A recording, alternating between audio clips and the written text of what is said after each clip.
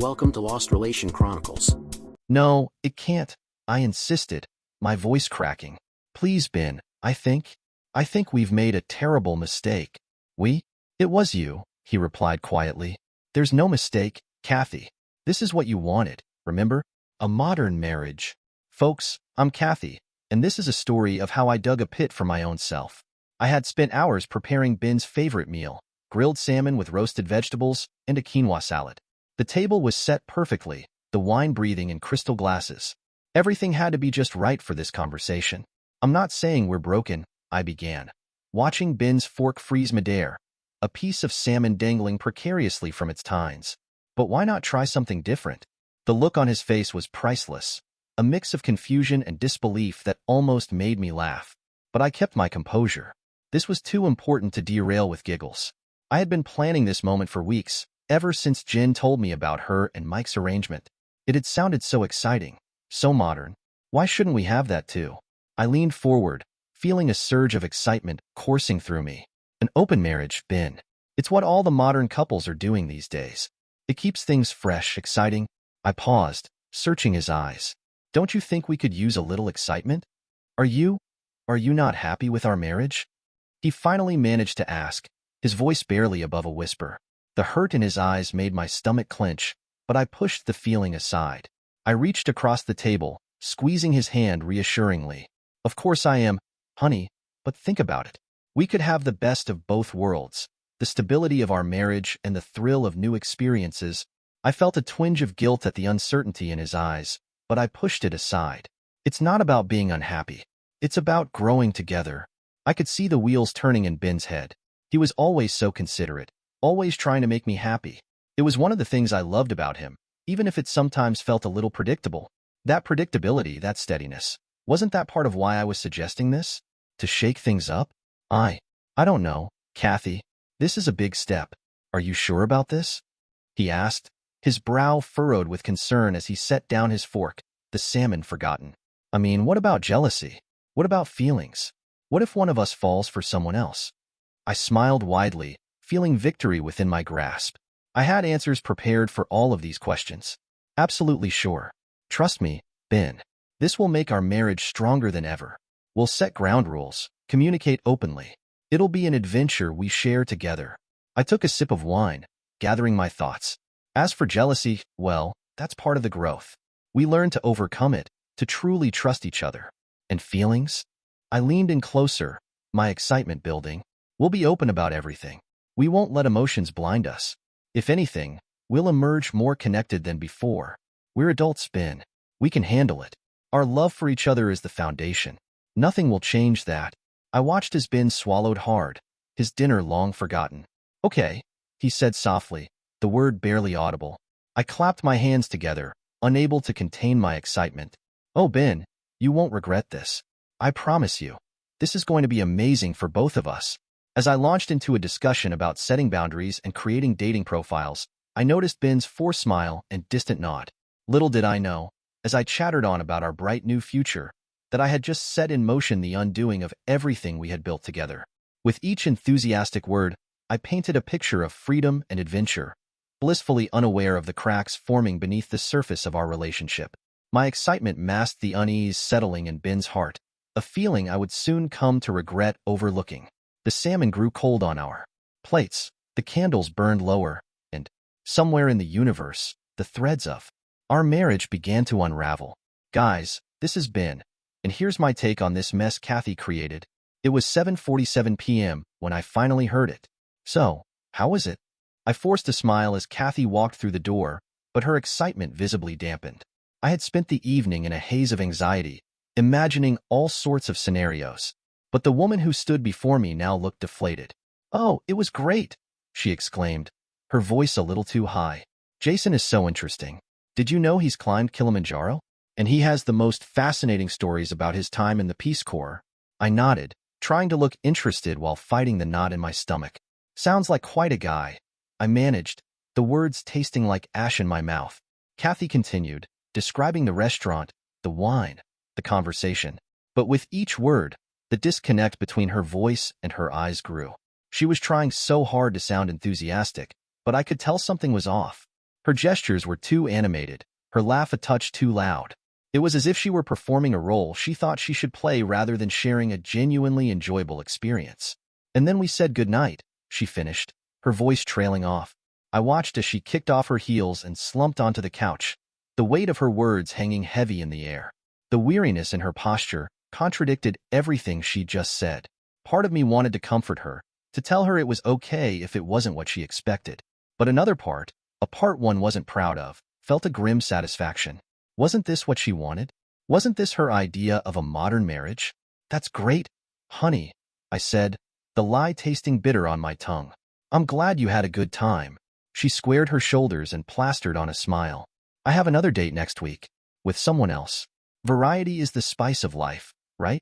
I nodded mutely, watching as she headed to the bathroom. As the door closed behind her, I heard the shower start running. I sank into the armchair, my head in my hands. The sound of running water mingled with the ticking clock, creating a discordant symphony of our new reality. I felt like I was trapped in a surreal play, watching Kathy take on a role that didn't fit her at all. The more she tried to convince herself that this was normal, the more I wanted to shake her and remind her of who she truly was. It was a nightmare that I couldn't wake up from, a world where everything was upside down, and I was left holding the pieces. As I sat there, listening to the water run, I made a decision. If this was the game we were playing now, maybe it was time I started participating for real. Maybe it was time I stopped being the reliable, predictable Ben that Kathy had grown so bored with. The thought sent a shiver down my spine, equal parts excitement and dread.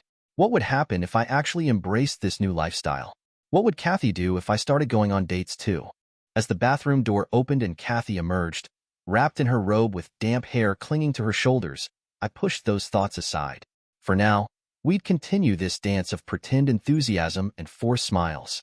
But something had shifted inside me, a seed of change taking root. "Hey," she said, her voice softer now. "How was your evening?" I straightened up, offering her a smile that didn't quite reach my eyes. "It was fine. Just caught up on some reading." Her eyes searched mine, perhaps looking for signs of resentment or disappointment. I knew I had to play my part convincingly. "I'm glad you had fun tonight," I added, forcing the warmth into my tone. "Thanks," she replied, a hint of uncertainty creeping in. "Are you okay with all this?" "Of course," I said, shrugging it off. "We're just trying something new, right?" She smiled, but there was a flicker of something in her eyes.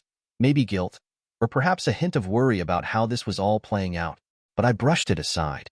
The new Ben was ready to step into the spotlight, and I was curious to see how far this could go. Little did Kathy know, this game was about to become a lot more complicated. Now let's check Kathy's side. The gentle clink of weights being set down drew my attention across the living room. Ben, fresh from his workout, wiped his brow with a towel, a satisfied smile playing on his lips. I watched him from the corner of my eye, pretending to be engrossed in my book, a strange feeling settling in my chest. He seemed different these days, lighter somehow, but also more distant. When did that happen? It had been weeks since we'd started this open marriage experiment, and things weren't going as I'd planned. My dates left me feeling drained rather than exhilarated. Each time I came home, I'd put on a show of enthusiasm, but it felt increasingly hollow. The excitement I'd anticipated had given way to a gnawing emptiness. "Hey, how was your day?" Ben asked, breaking the comfortable silence that had settled between us. I looked up, momentarily startled.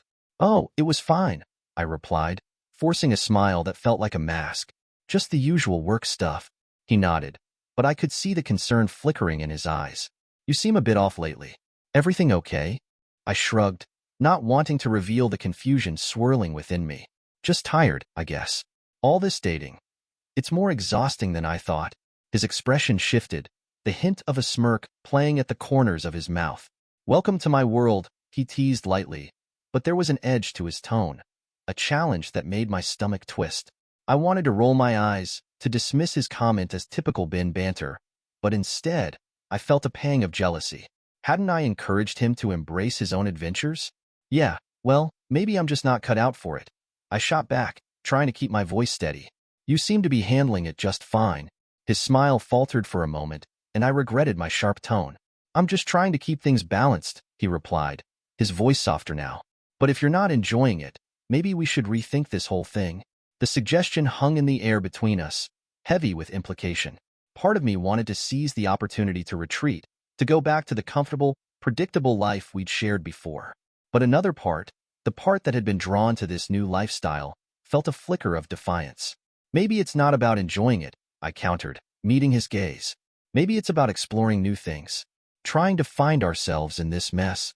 Ben raised an eyebrow, clearly intrigued. Exploring? Huh? And what have you found so far? I hesitated, the question making my heart race. Had I really discovered anything at all? Or was I just chasing a shadow of what I thought I wanted? I don't know, I admitted finally, my voice barely above a whisper. I guess I'm still figuring that out. His eyes softened, and for a moment, the distance between us felt less daunting. Maybe we can figure it out together, he said gently, stepping closer. I wanted to believe him, to cling to that promise of connection, but the weight of my recent experiences loomed large. Yeah, maybe, I replied, the uncertainty lingering in my words. As we stood there, a fragile understanding beginning to bridge the gap between us, I couldn't shake the feeling that we were both on the brink of something. Whether it would be a deeper connection or an irrevocable rift remained to be seen. Ben, on the other hand, seemed to be flourishing in ways I hadn't anticipated. He'd taken to the gym with enthusiasm, his physique becoming leaner and stronger, and he had even upgraded his wardrobe, choosing clothes that showcased his newfound confidence. It was as if he had tapped into a wellspring of independence that unsettled me deeply. The dependable, somewhat predictable Ben I had known was morphing into this more self-assured version of himself, and I found myself grappling with mixed feelings about this change. Hey, I called out, striving to keep my tone casual and light. Do you want to hear about my date last night? He glanced up from his phone, his expression unreadable, and replied, if you want to share. He shrugged, then turned his attention back to the screen. The indifference in his voice struck me like a physical blow, leaving a heavy weight in my chest. When had he stopped being interested in my life? When had he ceased to ask about my experiences? The distance between us felt like an abyss, and I couldn't shake the sense that something had shifted, an invisible barrier rising between us. As I stood there, trying to gauge his reaction, I couldn't help but wonder how we had arrived at this point. The excitement I had hoped to gain from our arrangement was fading, replaced by an unsettling sense of isolation. I recalled the early days of our open marriage, when he would listen with a forced attentiveness, his discomfort evident in his furrowed brow and tight shoulders. Now, he seemed utterly unbothered by my attempts to share, and somehow that felt worse. It's fine, I said, my voice small and hesitant. Nothing special, Ben nodded absently, his attention clearly locked on whatever was happening on his screen. A surge of frustration coursed through me. I wanted to scream, to shake him, to demand that he engage with me. But I didn't. I couldn't. This was what I had asked for, wasn't it? The freedom to explore, to seek out experiences beyond the confines of our marriage. I just never anticipated that it would feel so profoundly lonely. I've got a work outing later this week, Ben said suddenly, looking up at me with a glimmer of enthusiasm. Might meet some new people. My stomach twisted at his words. Oh, I managed to say, striving to keep my voice steady. The thought of him mingling with new faces, possibly sharing moments and connections that I wasn't part of, sent a wave of unease through me. I forced a smile, but inside, a storm was brewing. The irony of my desire for an open marriage was not lost on me. In seeking freedom, I had unwittingly created distance between us, and now, the very thing I had envisioned as a path to fulfillment felt like a road leading to isolation. Anyone in particular? I asked, trying to sound casual, though my heart raced in anticipation. He shrugged again, a small, enigmatic smile tugging at the corners of his lips. Maybe. We'll see. As he turned back to his phone, a feeling of unease washed over me, as if the ground beneath my feet had shifted. The balance between us had changed irrevocably. Ben wasn't merely going along with my plan anymore. He was fully embracing it, and that realization terrified me more than anything else could. I forced a smile, even though he wasn't looking. Well, have fun, I said, my words tasting like ash in my mouth. Turning away, I fought back tears, my chest tightening with a heavy mix of dread and sorrow. In that moment, a startling clarity hit me. I was losing him. The very thing I had hoped would bring us closer was instead creating an insurmountable distance. I could feel the walls closing in, the echoes of laughter and warmth between us fading into silence, leaving behind the chilling realization that I was no longer the center of his world. And the worst part? It was entirely my fault. I had swung open this door, convinced it would lead us to excitement and personal growth. Instead, it was pushing Ben further away from me, creating a chasm I couldn't seem to bridge. Now let's check Ben's side. The soft glow of my laptop screen illuminated the darkened living room, a stark contrast to the restless silence enveloping the house. It was well past midnight, but sleep remained elusive, my thoughts tangled in a web of regret and uncertainty. A faint noise from the bedroom caught my attention. Kathy was tossing and turning, her restlessness palpable in the stillness of the night. I wondered if she was dreaming about her dates, reveling in the excitement she had once claimed to feel. Or perhaps she, too, was lying awake, wrestling with the consequences of the choices that had brought us here. With a sigh, I turned back to the screen, finally typing out a message to someone I had been chatting with, Maria. She was funny, intelligent, and most importantly, she wasn't Kathy. As I hit send, a rush of guilt and exhilaration surged through me. Maria and I had been talking for weeks now, and although nothing physical had happened yet, I couldn't deny the connection we'd formed. She made me feel seen and appreciated in a way that had been missing from my relationship with Kathy for far too long. Suddenly, the bedroom door creaked open, and I quickly minimized the chat window. Kathy padded into the living room, rubbing sleep from her eyes, her hair tousled and her expression still hazy from sleep. "Ben, what are you doing up so late?" she asked, her voice thick with fatigue. I forced a casual smile, my heart racing as I tried to appear nonchalant. "Oh, just catching up on some work emails," I replied, hoping my tone sounded light and convincing. Kathy squinted at me for a moment, searching my face as if trying to gauge whether I was being truthful. I could feel the tension in the air, the unspoken questions hanging between us like a tightrope. As she walked over to the couch, settling into the cushions, I couldn't shake the feeling that I was straddling two worlds. One that felt familiar yet increasingly suffocating, and another that was uncharted but thrillingly uncertain. "Couldn't sleep?" I asked. Kathy nodded, but I noticed the flicker of doubt in her eyes. She had been watching me closely lately, her gaze filled with a confusing mix of confusion and something that looked alarmingly like fear. "Don't stay up too late," she murmured, retreating back to the bedroom. As the door closed behind her, I let out a breath I hadn't realized I'd been holding. The guilt gnawed at me, but it was overshadowed by a growing sense of resentment. Wasn't this what Kathy wanted? For us to explore, to find connections outside our marriage? I reopened the chat with Maria, a smile tugging at my lips as I read her response. Her words were warm and inviting, a stark contrast to the uncertainty that had settled in my home. Each message felt like a lifeline, pulling me further away from the doubts that plagued me with Kathy.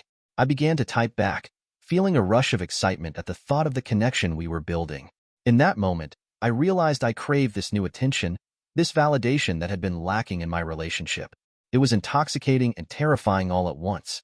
We were planning to meet for coffee later in the week. Just coffee, I told myself. But deep down, I knew it was more than that. It was a lifeline, a glimpse of what life could be like without the emotional turmoil of our so-called open marriage. As I typed out a response, confirming the time and place for our meeting, I couldn't shake the stark contrast between our experiences. Kathy's grand experiment had backfired spectacularly. Each time she came home from a date, her initial enthusiasm waned, replaced by a more forced smile and a palpable sense of frustration. I could see it in her eyes, the excitement she once radiated now dimmed by exhaustion. Meanwhile, I felt liberated, as if I were stepping into a new version of myself. I couldn't deny the thrill of anticipation bubbling inside me at the thought of meeting Maria. It was a chance to connect with someone who didn't carry the weight of our shared history or the complications of an open relationship. In those moments, I felt as if I was finally breaking free from the constraints that had bound me for so long. The thrill of possibility hung in the air, and I savored it, even as the guilt flickered in the back of my mind. The initial pain and betrayal I had felt began to fade, replaced by a newfound sense of self. I was rediscovering parts of myself I'd long neglected, exploring interests and connections that had fallen by the wayside. Maria was a significant part of that journey. Tomorrow, I resolved. Tomorrow, I would tell Kathy the truth, about Maria, about my feelings, about everything. It was time to end this charade, to confront the consequences of the choice she'd made for both of us. As I drifted off to sleep, my mind buzzed with anticipation, and my last thought lingered on the coffee we would share in just a few days. For the first time in months, a glimmer of hope sparked within me for the future, a future I was beginning to accept might not include Kathy. Let's check Kathy's side of the story. The house was silent, the only sound the soft ticking of the clock on the mantel. I sat curled up on the couch, a cold cup of tea forgotten on the coffee table, my gaze fixed on the front door. Ben was out again, probably with her. How was your night? I had tried to sound casual when he'd left, but the tightness in my throat had given me away. Ben barely glanced up from his phone, offering only a non-committal shrug before disappearing into the night. I thought back to that fateful night when I proposed this disastrous experiment. The hope and misguided enthusiasm I'd felt then had been palpable. I had been so certain it would bring us closer, strengthen our bonds. Instead, it had torn us apart, leaving me alone with the shattered pieces of our relationship. My own attempts at dating had fizzled out weeks ago. Each encounter only left me feeling more hollow and painfully aware of what I was risking. The excitement I had hoped for had turned into an overwhelming sense of loneliness, a feeling that seeped into every corner of my life. But Ben had flourished. The shy, somewhat passive man I had married had been replaced by someone confident, someone who no longer seemed to need me. The sound of a car pulling up jolted me from my reverie. My heart raced as I heard the key in the lock and the door swung open to reveal Ben. He looked happy, relaxed, everything I wasn't. "You're still up," he said, surprise coloring his tone. There was no guilt in his voice, no attempt to explain his late arrival. When had that changed? I couldn't sleep, I murmured, searching his face for any sign of the man I had once known. "Ben, can we talk?" he sighed, running a hand through his hair. "It's late, Kathy. Can't this wait until morning?" "No, it can't," I insisted, my voice cracking under the weight of my emotions. "Please, Ben," I pleaded, my heart pounding in my chest. "I think we've made a terrible mistake." He met my gaze, his expression unreadable. It was you," I whispered, the weight of his words pressing down on me. "There's no mistake, Kathy," he said quietly, his tone laced with resignation. "This is what you wanted, remember? A modern marriage. Freedom to explore." Tears welled up in my eyes as I tried to find the right words. "But it's not what I want anymore. Can't we just go back? Forget this whole thing ever happened?" Ben's laugh echoed through the quiet room, hollow and devoid of warmth. "Go back? To what, Kathy? To you being bored? To me being taken for granted? No, I don't think we can go back." His words hit me like a physical blow, and I stood frozen, watching helplessly as he turned and walked toward our bedroom. No, his bedroom now. The door closed behind him with a soft click, but it might as well have been a gunshot for the finality it represented. I sank back onto the couch, tears streaming down my face, each drop a reminder of the choices I had made. The enormity of what I had done, of what I had lost, overwhelmed me. I had opened Pandora's box, and now I had no idea how to close it. The echoes of our shared laughter, the warmth of his touch, the sense of security I had once taken for granted, they all felt like distant memories slipping through my fingers. The vibrant hope I had clung to when proposing this experiment had been replaced by a suffocating dread. I curled into myself, the silence of the house amplifying my grief. It was a stark reminder of how quickly things could unravel. What had I been thinking? The freedom I had sought had turned into isolation, and the bond we once cherished was now frayed and fragile. Now let's check Ben's side. The tension in the air was palpable as I walked into our living room. No, my living room. Kathy sat on the couch, her eyes red-rimmed and puffy from crying. It was clear she had been through the ringer again, and part of me, buried deep beneath layers of resentment and newfound independence, ached to comfort her. But that part was easily silenced now. "We need to talk." My voice was calm, steady, and I could see Kathy's heart sink even before I finished the sentence. She knew. Of course, she knew. She wasn't stupid, just misguided. "Ben, please," she began, her voice trembling. "I know I made a mistake. We can fix this. We can go back to how things were."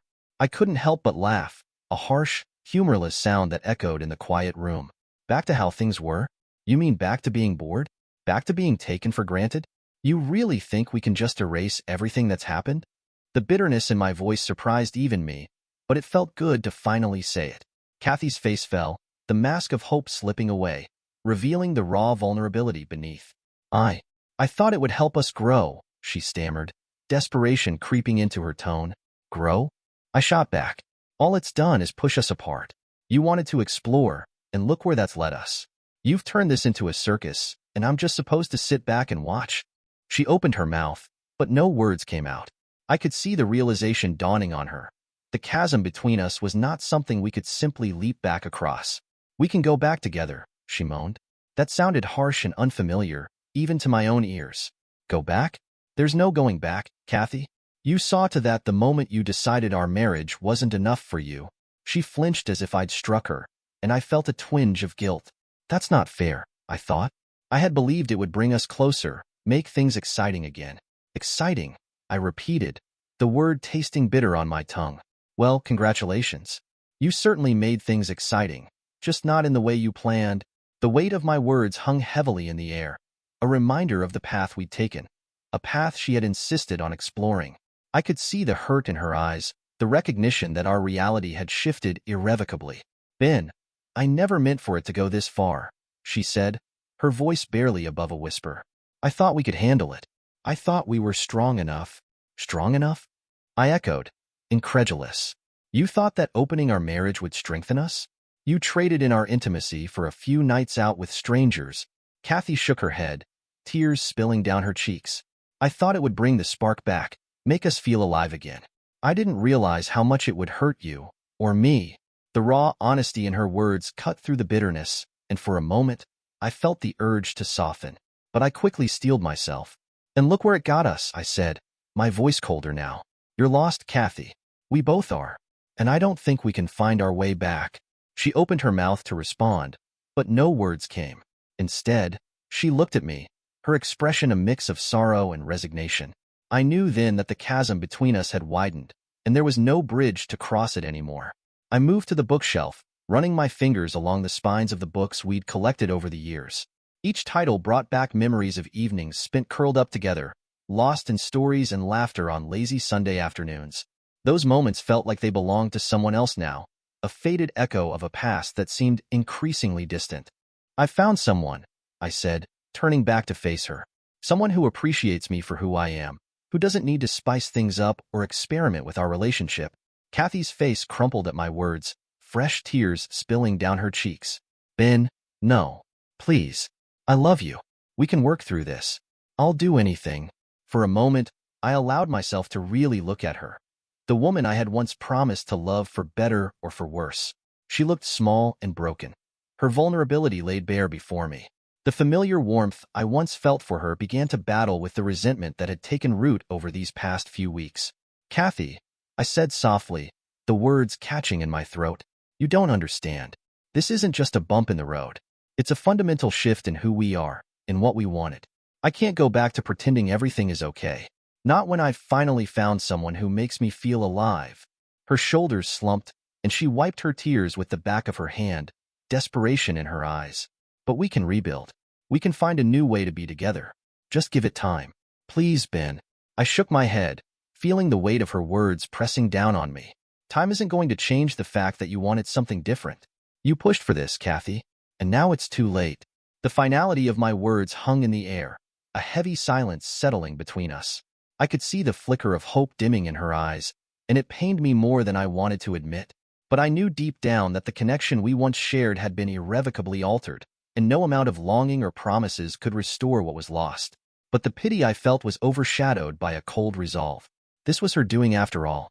It's over, Kathy, I said, my voice firm and unwavering. I'm done with this farce of a marriage. I'm done pretending that what we have is enough. You opened this door, and now I'm walking through it.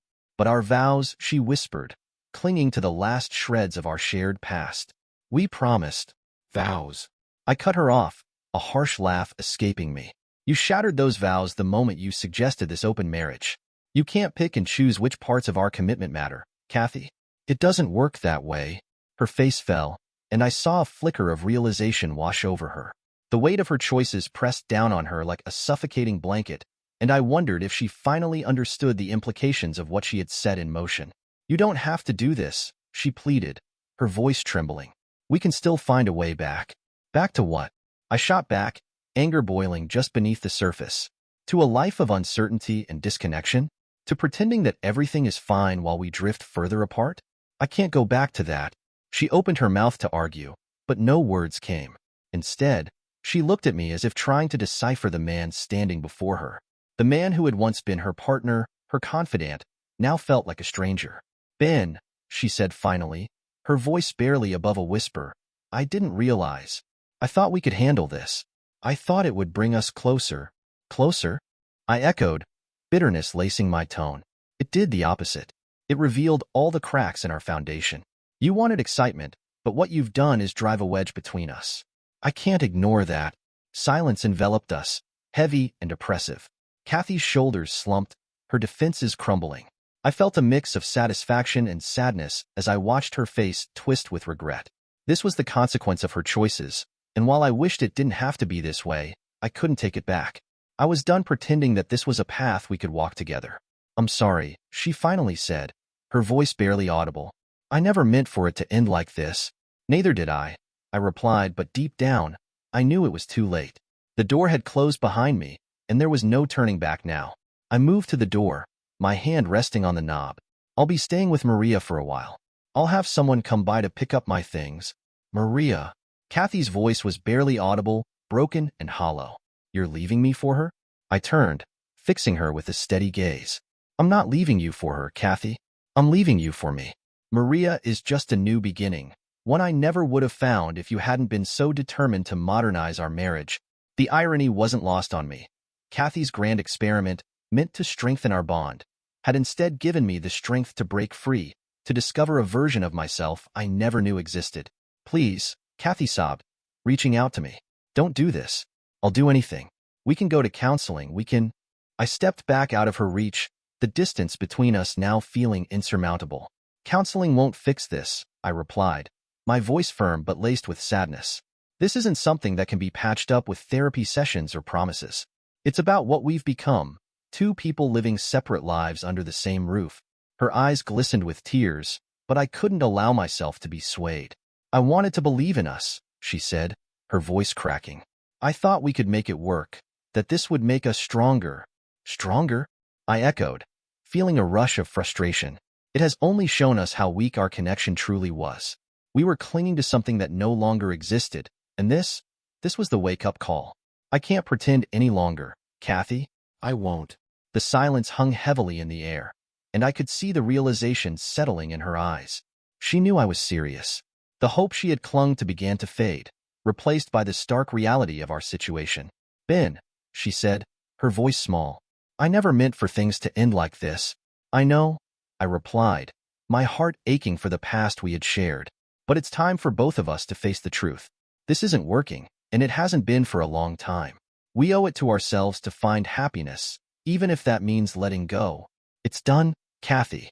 I hope you find whatever it is you're looking for. I hope this modern approach to love brings you all the excitement you craved. Goodbye. With that, I walked out the door, closing it firmly behind me. I could hear Kathy's muffled sobs through the wood, but I didn't turn back. I couldn't turn back.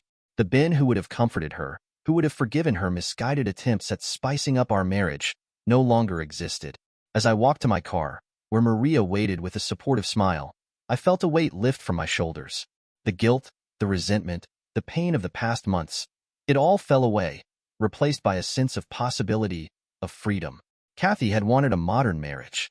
Well, she got one, just not the one she had imagined. And as I drove away, leaving the remnants of our life together behind, I couldn't bring myself to feel sorry for her. After all, this was the path she had chosen. I was simply following it to its logical conclusion.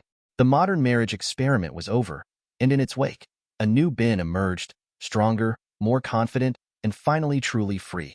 The road stretched out before me, an open canvas waiting to be filled with new experiences and connections. As I glanced at Maria, her eyes sparkling with understanding, I knew I had made the right choice.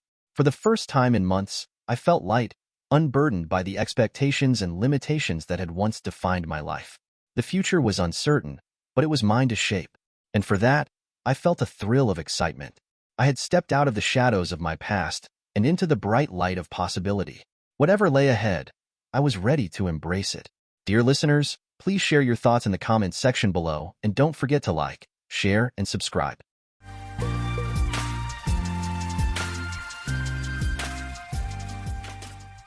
I'm a 25-year-old guy, and my wife is 27. We've been together for 8.5 years. We got legally married 10 weeks ago and had a church wedding 5 weeks ago. 2 weeks later, we went on our honeymoon. During the trip, I noticed for the first time that she was always texting on her phone, trying to hide it. When I asked, she said it was friends or her sister. This made me suspicious, and in the second week, I checked her phone while she was asleep. It was the first time I ever did that. I trusted her, but I found out she was cheating with a 39-year-old guy, a cook from her work, whom she sees daily. I didn't bring it up during the honeymoon to avoid a fight. After looking into it further, I discovered their relationship started at the end of November last year. So, after our engagement, but before our wedding, I don't know why she didn't tell me earlier when we had time to cancel the wedding. I haven't discussed this with my wife yet, but I think she suspects I know something. We still need to choose photos for our wedding album and write thank you letters for gifts. I didn't bring it up until now because of these things, but I'm dying inside and need to do something. I'm checking if I can legally remove her from our rented house, cancel the wedding, or get a divorce. We rented it together, and the contract has both our names. A relevant detail is that the other guy is separated from his wife and has 2 children in their teens. He's not divorcing her now due to loans they need to pay back. Also, they constantly talk about how much they love each other and would like to live their love fully, but they can't right now. As far as I know, the plan is for her to have children with me first, and then when he's ready, they'll get together. I feel guilty thinking about divorce 2 months after our wedding, as we had a big party and received a lot of gifts. But I can't go on like this. I don't even know what I'm expecting from you guys. Maybe I need confirmation that leaving her and getting divorced is the right thing. Thank you for any advice. Update. I talked to a lawyer in our office who doesn't really know about the matter. She gave me contact information for someone who could help. I plan to call today or tomorrow and try to meet with her soon. Update. The lawyer is checking if having another relationship is legally enough for an annulment. It's the first time someone called her so soon after marriage, and she felt bad for me. She'll let me know in a few days what options I have. Update. I can file for an annulment within 6 months of marriage. I have time to talk to the priest about annulling the church wedding. I'll take my school exams in the next 2 weeks and then discuss everything calmly with my wife. The problem is, I have no idea how to start this discussion with her. Saying, "Hey, I know you're cheating on me," sounds bad. Update. I discussed this with our priest, and apparently he can also call for an annulment. But he wants me to talk to my wife first and let her decide if she wants to stay or not. I'm not sure if I want to let her decide because I don't think I can trust her again. I don't know how to begin this discussion, and while there's never a perfect moment, I'd appreciate any advice on what to say or not say. The priest advised me not to focus on her faults, but to express how my feelings are hurt and how our marriage doesn't feel genuine. Instead of talking about forgiveness, I should discuss my willingness to help her. I need to let her know that I'm aware of her cheating, but without revealing all the details. It might be a good idea to meet with my lawyer first to understand the next steps, especially concerning our jointly rented house, before discussing it with my wife. Update. A lot has happened since my last update.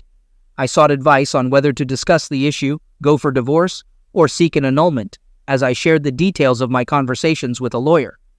The lawyer mentioned the possibility of requesting an annulment within 6 months of marriage. However, since cheating isn't explicitly mentioned in the law as grounds for annulment, a 100% success guarantee isn't assured. In the worst case, I might opt for a divorce. I also consulted our priest, who stated that, from the church's perspective, I can request an annulment anytime, provided I can prove ongoing cheating before, during, and after the marriage. I have all the evidence required for this. Upon sharing the situation with my friends, they advised me to immediately ask her to leave my home.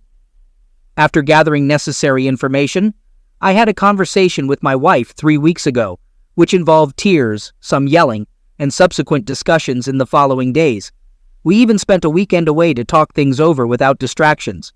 She couldn't explain why she cheated and didn't bring it up earlier out of fear of my reaction. Surprisingly, she claimed she still loved me. I asked her to decide between our marriage and the other guy and to figure out what she'd do to save our relationship. Based on her decision, I would determine whether to give it another shot or not. Initially, I was 90% inclined to leave her, and that feeling should have been 100% after a week. As she couldn't give a clear answer about choosing between me and the other guy, I made the decision for her. If she couldn't decide within 3 months of marriage, I couldn't decide to spend my life with her. 2 weeks ago, we decided to end our relationship. Interestingly, she didn't ask me to stay even once. She seemed sad about my departure, but I believe she was also happy to pursue a relationship with the other guy. I informed my parents and brothers last week, and though they were saddened, they understood it was the best decision for me. She told her parents the same day, and they kicked her out, forcing her to stay with friends. Now she has rented an apartment and is moving her belongings out of my house. In 10 days, I'll meet with the lawyer to request a marriage annulment. I need to update the priest that she moved out and then seek an annulment. At this point, I don't know what else to say. My marriage didn't even last 3 months, and my wife was almost relieved to leave me. I believe there's nothing more to discuss. It will take time to get over this, but I'm gradually adjusting to being alone and managing household tasks. Thank you for your support. Now, I have to restart my life, and hopefully, one day I'll find a girl who genuinely loves me. I'm a 22-year-old woman living with my 26-year-old boyfriend. How can I let him know our relationship is over? We've been together for 4 years and 3 months, sharing a home for almost 3. He's smart, caring, and overall a good person. However, despite these qualities, we have significant issues. First, our bed life is lacking, with closeness occurring only once or twice a month, leading to resentment on my part. I tried various solutions like spicing things up, losing weight, and taking care of myself. Despite getting attention from others, my efforts didn't work, and I've brought up the issue countless times, concluding that we're incompatible. Second, I've always been the main support in our relationship. We moved across the country because his brother lives here, and we wanted to attend college elsewhere. I looked for places to stay. We moved out twice, and both times I took care of everything, from organizing our finances to handling his documents. He had a scholarship requiring specific documents. I assisted him in getting a job, paying for his subscription to an online employment agency, and supported us when he lost his job. He's unaware of our bills and deadlines, and I feel like I have to handle everything. Initially ambitious and curious, he now seems stuck in his comfort zone. Besides the lack of closeness, we don't go on dates or celebrate anniversaries. I don't care about presents, but I wish he'd put effort into making things special, which I've done many times. He blames everything on money, but we live in a touristy city with free public transport, so there's no excuse. He prefers staying home and watching Netflix. I reiterate, there's nothing wrong with that, but we're no longer compatible. I've been contemplating a breakup for over a year, waiting for him to be stable in a job he enjoys. Despite earning less than him now, my family can support me if we break up. He is my primary concern. In his eyes, our relationship is perfect and happy, but I'm miserable. How do I tell him it's over? I've been trying to distance myself, but he doesn't seem to understand. Update. I had a serious talk with him, surprising him as he didn't expect it. Although he nearly begged for another chance, my mind was already made up. It took a few weeks to find a new place, and when I did, I left with only my personal belongings. He kept the apartment and furniture, a price I was willing to pay for my freedom. I spent 7 months single, making friends, exploring new places, and meeting someone special. We've been dating for almost 3 months now, and I couldn't be happier. My ex-boyfriend and I are on good terms, and he still texts me occasionally. He's doing fine. I'm completely worn out. The 2 weeks on the road for the launch of a new international office in London, along with a lot of travel, really took it out of me. The toughest part was being away from my girls, and the 16-hour drive home was incredibly tough. Even in first class, I hate being separated from my family. That's always been the case. However, the lifestyle I've provided for my family makes work challenging. Because of high demand, my energy company has expanded to 12 countries. 5 years ago, I bought out my partner Roger. These past 5 years have been tough but valuable. Now, with a new president in charge, I'm ready to step back and enjoy the success. While I'll remain CEO and owner, I plan to share the good news with my girls once I get home. I'm excited about having more time with my family and friends and returning to a normal routine. Don't get me wrong, I love the growth of my company, but deep down my goal has always been to spend more time watching my girls grow up and being with my wife.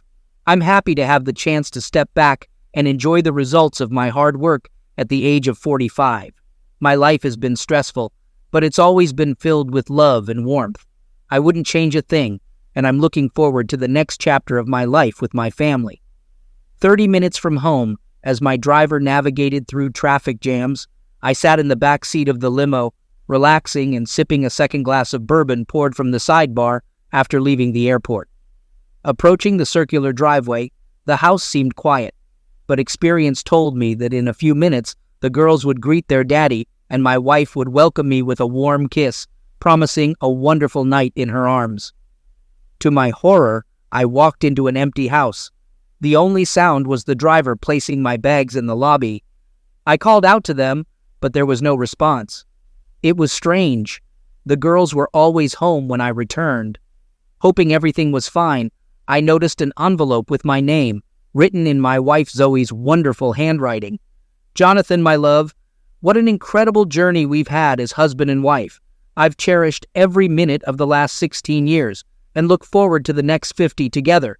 You're my whole world, and I can't live without you. Despite missing you, I've waited to express my gratitude and share something important. The other reason is something I feel a need to share. This is something that has been bothering me for the last 6 months. This is something I never expected, and unfortunately, it has become an important part of my life. Everything you've just read is true, and I speak every word from the bottom of my heart. So what I'm about to tell you is the hardest thing I've ever done. No matter how much I love you and will never stop loving you, I have to confess something. I pray that you will understand and not be disappointed in me and not leave me because of this. I've had a man for the last 6 months. I don't have any feelings or love for this man, but we have a bad relationship. The reason I'm telling you this now is because of respect and a deep sense of guilt. I can't live with this guilt anymore, and I need you to know that I've been unfaithful. You'll never understand it, but I don't feel love for him, just an attraction that I can't explain. He does things to me that I can't put into words, and no matter how hard I try, I can't stop. He has become my drowsiness, and I need him in my life. Please believe that I have done my best to keep this a secret from you and not let it affect our lives. Nothing has changed between us since it started, but I understand that it can't end soon, so it's only fair that you find out all about it. No secrets, baby. I love and respect you too much to ever do that. Please understand that my need for him is purely physical, and I will not allow my being with him to interfere with our love or closeness. I just needed to let you know that there's another part of me that I gave to another man. But this part of me has nothing to do with my love for you and the importance of our family. Family is the most important part of my life and my number one value. Nothing will change that. Our girls are staying the night at your mom's, so don't worry about them. And they can't wait to see their dad in the morning. I'm with my friend tonight because I wanted to give you some time alone to read my letter and figure out how things will go from here. I'll be home around 10 p.m. and we can pick up where we left off, as if nothing has changed. Because nothing has changed. Dear, just remember when you read this that you are the love of my life, and I am yours until pass away do us part. I'm yours, baby, and I'll give you anything you want or need. Thank you for being you and the best husband a girl can dream of. To love always and forever, your devoted wife, Zoe. After finishing the letter, I realized that the glass of bourbon I was drinking had now become part of the next wall. I didn't remember even throwing a glass, let alone throwing it with such force that a few shards actually stuck into the wall. The ability to make quick decisions is what led me to success in business, and now I was acting out of habit. I took out a piece of paper and wrote a reply letter, sealed the envelope on the front of which her name was clearly written, and put it on the table next to the envelope that was addressed to me. I put her letter in my pocket, took some luggage, and went up to the girls' room to pack clothes for a few days. As we had a short trip ahead of us in the car, I called my supervisor and told him to prepare a corporate plane for a trip to San Francisco, where I was going to stay for the near future with my girls. At 6:30 that evening, I was driving to my parents' house to pick up my girls. I keep extra clothes and everything I need for a long stay in a corporate apartment near my California office. When I arrived at my parents' place, The girls ran out with big smiles and gave me a bunch of kisses. They were happy to see me, and it felt like my first real smile since coming home. "Dad's back. We missed you, Daddy. We thought we wouldn't see you until tomorrow. Mom said you wouldn't be back until then. She was supposed to meet her friend Jamie tonight, and we came to see Grandma and Grandpa." I hugged and kissed them, tears flowing from the love and the realization that their lives were about to change because of their mom. Jamie's name caught my attention, and I stored it in my memory for a while. After the girls calmed down, I surprised them, saying we were going on a trip for a few days, flying on the company plane for a fun vacation. Convincing the girls was easy, but explaining to Mom and Dad was a different story. They felt my pain and objected until I let them read the letter. I explained I needed time to think and plan without emotions. I left a letter for Zoya and promised to call her from the plane. I assured them I'd be back within 2 weeks, and they shouldn't worry about the girls. They'd be well taken care of. Boarding the plane, the girls played around, and Jessica, a friendly flight attendant, kept them company. We've become good friends over the past 2 years. Alone on flights can create friendships. It was 11 o'clock, and the girls were asleep. The cabin lights dimmed, creating a calm atmosphere. That's when I made a call to Zoe. I informed her of my current location and the potential communication challenges due to the altitude. I reassured Zoe about having received and read her letter, mentioning that the girls were with me and would contact her in the morning. I promised to reach out to her in the next few days and advised her to contact my parents if she needed anything. As the conversation concluded, I wished her a good night. I hung up before she could respond. The flight went smoothly, landing at 1 o'clock. I took the girls to a waiting limo and later went to my house. After putting them to bed, I fell asleep without unpacking. We'll have time for that tomorrow. Jennifer, 13, and Cassie, 15, looked at me curiously after the call. Cassie, the eldest, had a sad look. She inquired if Mom had betrayed me, and her question broke my heart. Holding back tears, I shook my head and instructed them to get dressed for dinner. It was the hardest thing I've ever done, but I knew with love and support, they'd handle the challenges. Earlier that morning, before the girls woke up, I had a call with George, our family lawyer on the East Coast. I've known him for 20 years and told him the story without any preamble. I conveyed that I needed to understand what a divorce would look like and how challenging it might be. I expressed my desire for custody, regardless of the cost, and emphasized that there would be no reconciliation, counseling, or forgiveness. I wanted this over as soon as possible. The call went silent, allowing him a moment to absorb the news, probably as surprised as I was when I read Zoe's letter. He expressed his condolences, mentioning how he and Kate thought we were the perfect couple. He couldn't wrap his head around how she could do this. But he understood what I was asking. He reminded me of the prenup that Roger insisted on when we started the company, citing Roger's own experience with infidelity in his previous business. He explained that the prenup was in place and current. If Zoe had truly had an affair, she would give up rights to the kids and any financial benefits from the marriage. Over the years, while the company grew, he had maintained a premarital relationship, worked with our corporate lawyers, and placed most of our assets into a trust. I was the beneficiary, house, cars, bank accounts, investments, all under this untouchable trust. If she breached the marriage contract, she would leave with what she brought in and lose rights to the kids. While we didn't set this up for this situation, it seemed to work in my favor. George, you're right. I never thought she'd betray me. I completely forgot about the prenup. But George, all I have is a letter admitting her infidelity. What else do we need? Well, a confession on video or tape, along with photos or a confession from her partner would help. George, can you handle this while I'm in California with the girls? Money is no issue, and I want proof as soon as possible. I don't want this dragging on. There's a guy my girls mentioned, Jamie. The only Jamie I know is the tennis instructor at our country club. Can you arrange for a private investigator to start with him? I'm sure she'll contact him while I'm away. Of course. Jamie, the tennis instructor, was my sworn enemy. They were careless, making it easier for the private firm to conduct the investigation. With my consent, they placed a tracker on Zoya's car, audio recording devices inside, and video cameras in our house. All evidence was legitimate as my company controlled them through a trust. In a week, they had enough recordings and her written confession to move forward. I never listened or watched. I didn't want these images haunting me. Jamie turned out to be a womanizer, having affairs with other married women. He was younger, fit, and a favorite among the ladies in the club. Zoe was just one of his many affairs there. Middle-aged married women were easy targets for him. George called me 5 days later with updates. "Jonathan, we have all the necessary evidence. What do you want us to do? Are you still going to divorce Zoe?" Without hesitation, I said, "Draw up the divorce papers meticulously. I want her to feel the pain she caused me. I'll be at home when she's notified on Tuesday. I want to be there when she gets home. Are you sure about the divorce, Jonathan?" "Definitely, as we're discussing now. But I need to think about the girls and talk to her before signing the papers."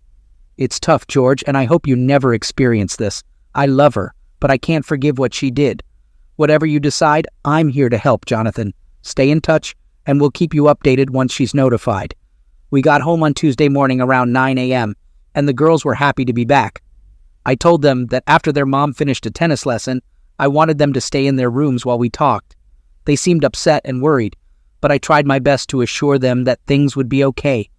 6 months later, the divorce was finalized. Even though Zoe was still the girl's mom, I covered the first 3 months of rent for a small, furnished 2-bedroom apartment near our house and the club. I also bought her a 3-year-old Toyota Samga so she could drive. I knew I didn't have to do all this, but I wanted my kids to see their mom whenever they wanted. The fancy cars and luxurious lifestyle were now a thing of the past. She gave up everything for some tennis player she wouldn't see again. Despite everything, I even helped her get a job at the country club. Once I dropped the lawsuit, they agreed to let go of Jamie and assist Zoe with employment. She's no longer a member of the country club, but works as a waitress there to make ends meet. It must have been humiliating for her to go from a club's famous member to one of their waitresses. Jamie had dumped Zoe as soon as the lawsuit started, leaving her with no one to turn to. The girls informed me that their mom cried every night for the love and lifestyle she gave up to satisfy selfish desires. It took all this for her to realize the mistake she made and how foolish it was to think I'd accept her selfish desires. I felt sad about how things turned out and told the girls that I still loved their mom, encouraging them to love and forgive her. They stayed close, visiting her on weekends. Later that year, during one of her visits to pick up the girls, we had our first friendly conversation. She admitted her mistakes and asked for forgiveness. "Jonathan, I know we won't be together anymore and you'll never trust me again, but I want to apologize and beg you to forgive me. I now understand the hurt I caused. I used to be spoiled and didn't care about anyone but myself. I felt entitled and didn't consider how you'd feel. Now I see my mistakes and how much I hurt you. If there was a way to undo it all, I'd do it in a second. Losing you was the worst thing that ever happened to me. I miss you and your love so much that it hurts.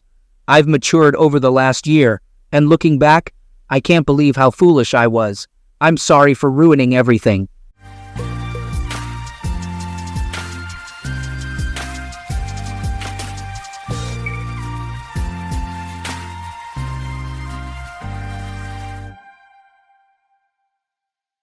My wife suggested open marriage for 2 weeks, cheated, and now regrets my cheating revenge. This weekend began just like any other Saturday. Hank woke up later than usual, and he gave his wife of 17 years a morning kiss. She grumbled, "Hank, let me sleep. I can't catch a break with you at night or in the morning, and the girls are probably awake by now." Hank replied, "You're right, they're grown-ups. They won't barge into our bedroom. Let me sleep."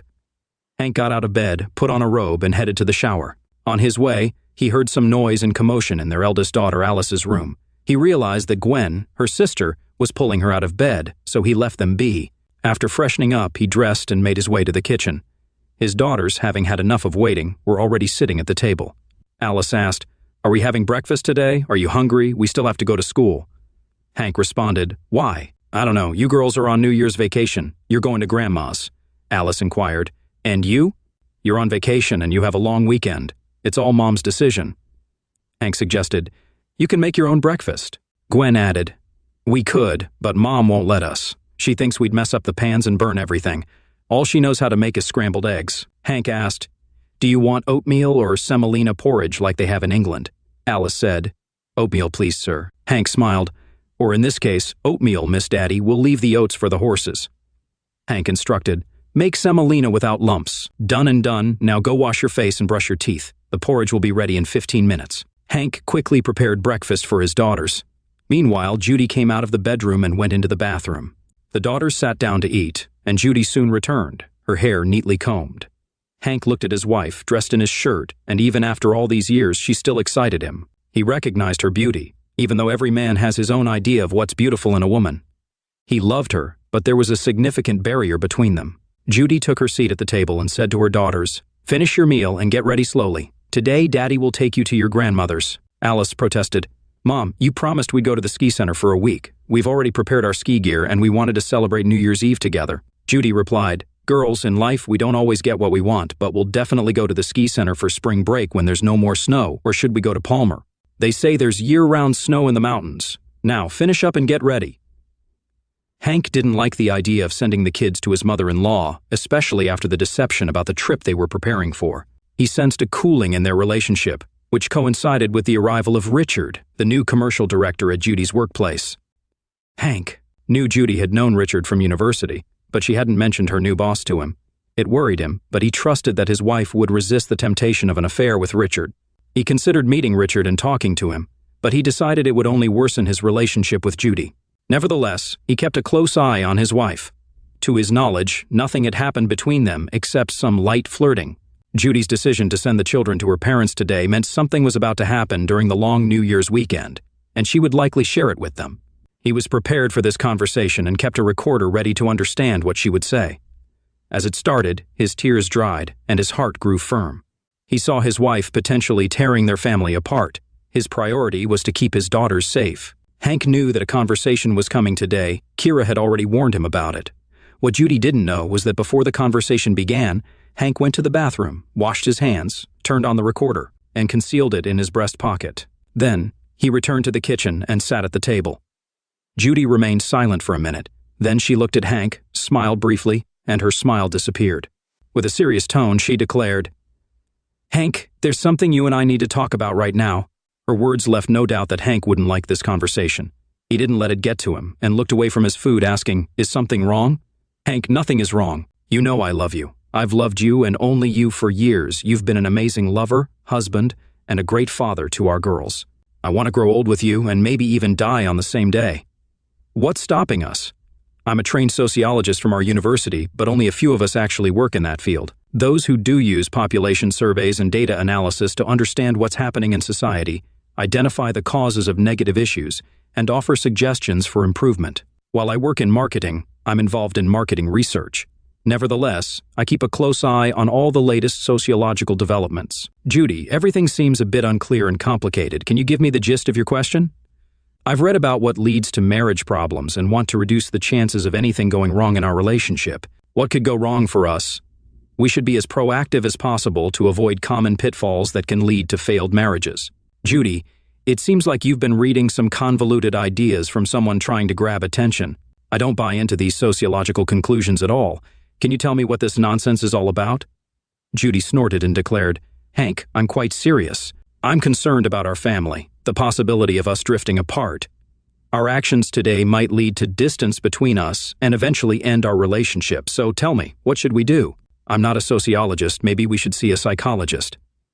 I've been thinking about this for a while, and I believe we need a break from our marriage. We should explore our own natures and experiences with other people and places. This way, when we come back together, we'll have a broader perspective to support our relationship. How long should this break last? A month? A year? No, I think a 2-day holiday weekend would suffice. Is that why the kids are going to your mom's instead of the ski resort? We could have sent them to your parents' place, but I already made plans with my mom. So you're telling me that you and your lover concocted this whole sociological theory just to get my consent for a long weekend with your lover? Judy's suggestion left Hank completely stunned. Her bold proposal was shocking, though not entirely surprising given his suspicions. Nevertheless, her words hurt him deeply. Judy, still not sure what you're getting at, Hank asked. Can you clarify? I have no idea who you're talking about as a lover. I know you may not like it, but you'll see that nothing will change between us. I'll make sure you're happy when we reunite. Yes, it's selfish, but I have my reasons. I want to grow old with you. You may not understand that now, but you will, and you'll apologize. You don't even know who the lover is. I'm talking about your new commercial director, Richard. You had a passionate affair with him back in college, and only when he got tired of you did he break it off. After that, you quickly moved on to me. Not a word was said to me about your former classmate becoming your boss. And you're wrong about a lot of other things too. What am I mistaken about? You're wrong to think that nothing will change. Everything will change, or rather, it has already changed. What has changed? Your attitude toward me and our kids has changed. Everything in our family is changing today. Hank, I love you, and I don't know what you're imagining. I still love you. I don't know how you'll explain our divorce to your parents or to Alice and Gwen. What will they think? Think of their parents' divorce, Hank. What are you talking about? We're not getting divorced, and our parents don't need to be involved in our personal affairs. Sociology is a precise science, and you don't need to fit our situation into some theory you and your lover came up with. I can see that you're overcomplicating things, so I'll postpone it. You take the girls, come back, and we'll sit down to work things out. Judy, we're not resolving anything. I'm simply leaving. But you can't do this to me. I can, and I will, or I won't do what you suggested. My decision to divorce was spontaneous. I just decided it now, Hank. But I said I was calling it off. Yes, you did, and then you said that when I got back, we'd sit down and talk about it. So you're going to enjoy your free long weekend as I drive the girls around. You can consult with your Richard. Alice came into the kitchen and announced, Daddy, we're ready to go. Girls, I'll be ready in 5 minutes. Hank quickly dressed, grabbed his laptop, slung on his backpack, and without saying goodbye to his wife, headed downstairs. He started the car, waited for it to warm up a bit, and then the girls hopped into the back seat and they drove off. Judy watched them from the window, bewildered. Hank cautiously merged onto the main road. The atmosphere in the car remained silent. Finally, Alice spoke, Daddy, Grandma lives on the other side of the road. I know, dear, but you were promised a ski lodge, and that's where we're going now. We'll figure out where to stay. Dad, are you and Mom getting a divorce? Why would you say that? Dad, we overheard you guys arguing in the kitchen today, and I'm on your side. Aren't you, Gwen? I'm on Dad's side, too. But where are we going to live? Girls, we'll stay at my mom's house. I'll drop you off at school, pick up your books and clothes. For now, let's put all these worries aside and enjoy our vacation. You deserve it. Judy glanced away from the car, took out her phone and dialed Richard, who picked up immediately. Richard, it's Judy. I've got a problem. No worries, I'm alone. Has your husband left yet? He's leaving tonight. He just went to the store. He's probably on his way. What's going on? He didn't react as we expected, or he didn't believe me. Who are you referring to? My husband. I offered him the 2-day separation we talked about, and did he agree? Turns out he's aware of your past and our connection from university, or he's talking about getting a divorce. That's not good. It's going to cause a major uproar. It'll reach the office gossip mill, and eventually Kira will hear about it. Kira? I'm not interested in divorcing my wife. You've never been interested, have you? Tell me, so what do I do now? Is your husband back already? No, he still has to drop the girls off at my parents' and then return. I'm sure he'll come home, and he's not leaving. Tell him you've decided there's no temporary separation. I did, he didn't believe me. He thought I'd convince him to go along with it when he got back. When will he be here? I think it'll take him 3 or 4 hours. That's our plan then. Tell him you've made your decision and there's no separation. Right now we need to let his anger subside, and we can't let this reach our workplace under any circumstances. Otherwise, it will complicate things. Judy ended the call, feeling relieved with Richard's support. She pondered the situation, and recalling the old saying about the way to a man's heart, decided to set up the table and avoid the trouble of cooking. She got dressed and went to a cafe, ordering some takeout. She also brought a bottle of wine and placed a corkscrew beside it. She set out 2 glasses and heated up the appetizers she'd purchased in the microwave. In the living room, she turned on the TV and settled into an armchair. She wondered if her brief affair with an old flame was worth jeopardizing her family. Now, convincing her husband would be incredibly challenging, and she wasn't sure how much he knew about her relationship with Richard.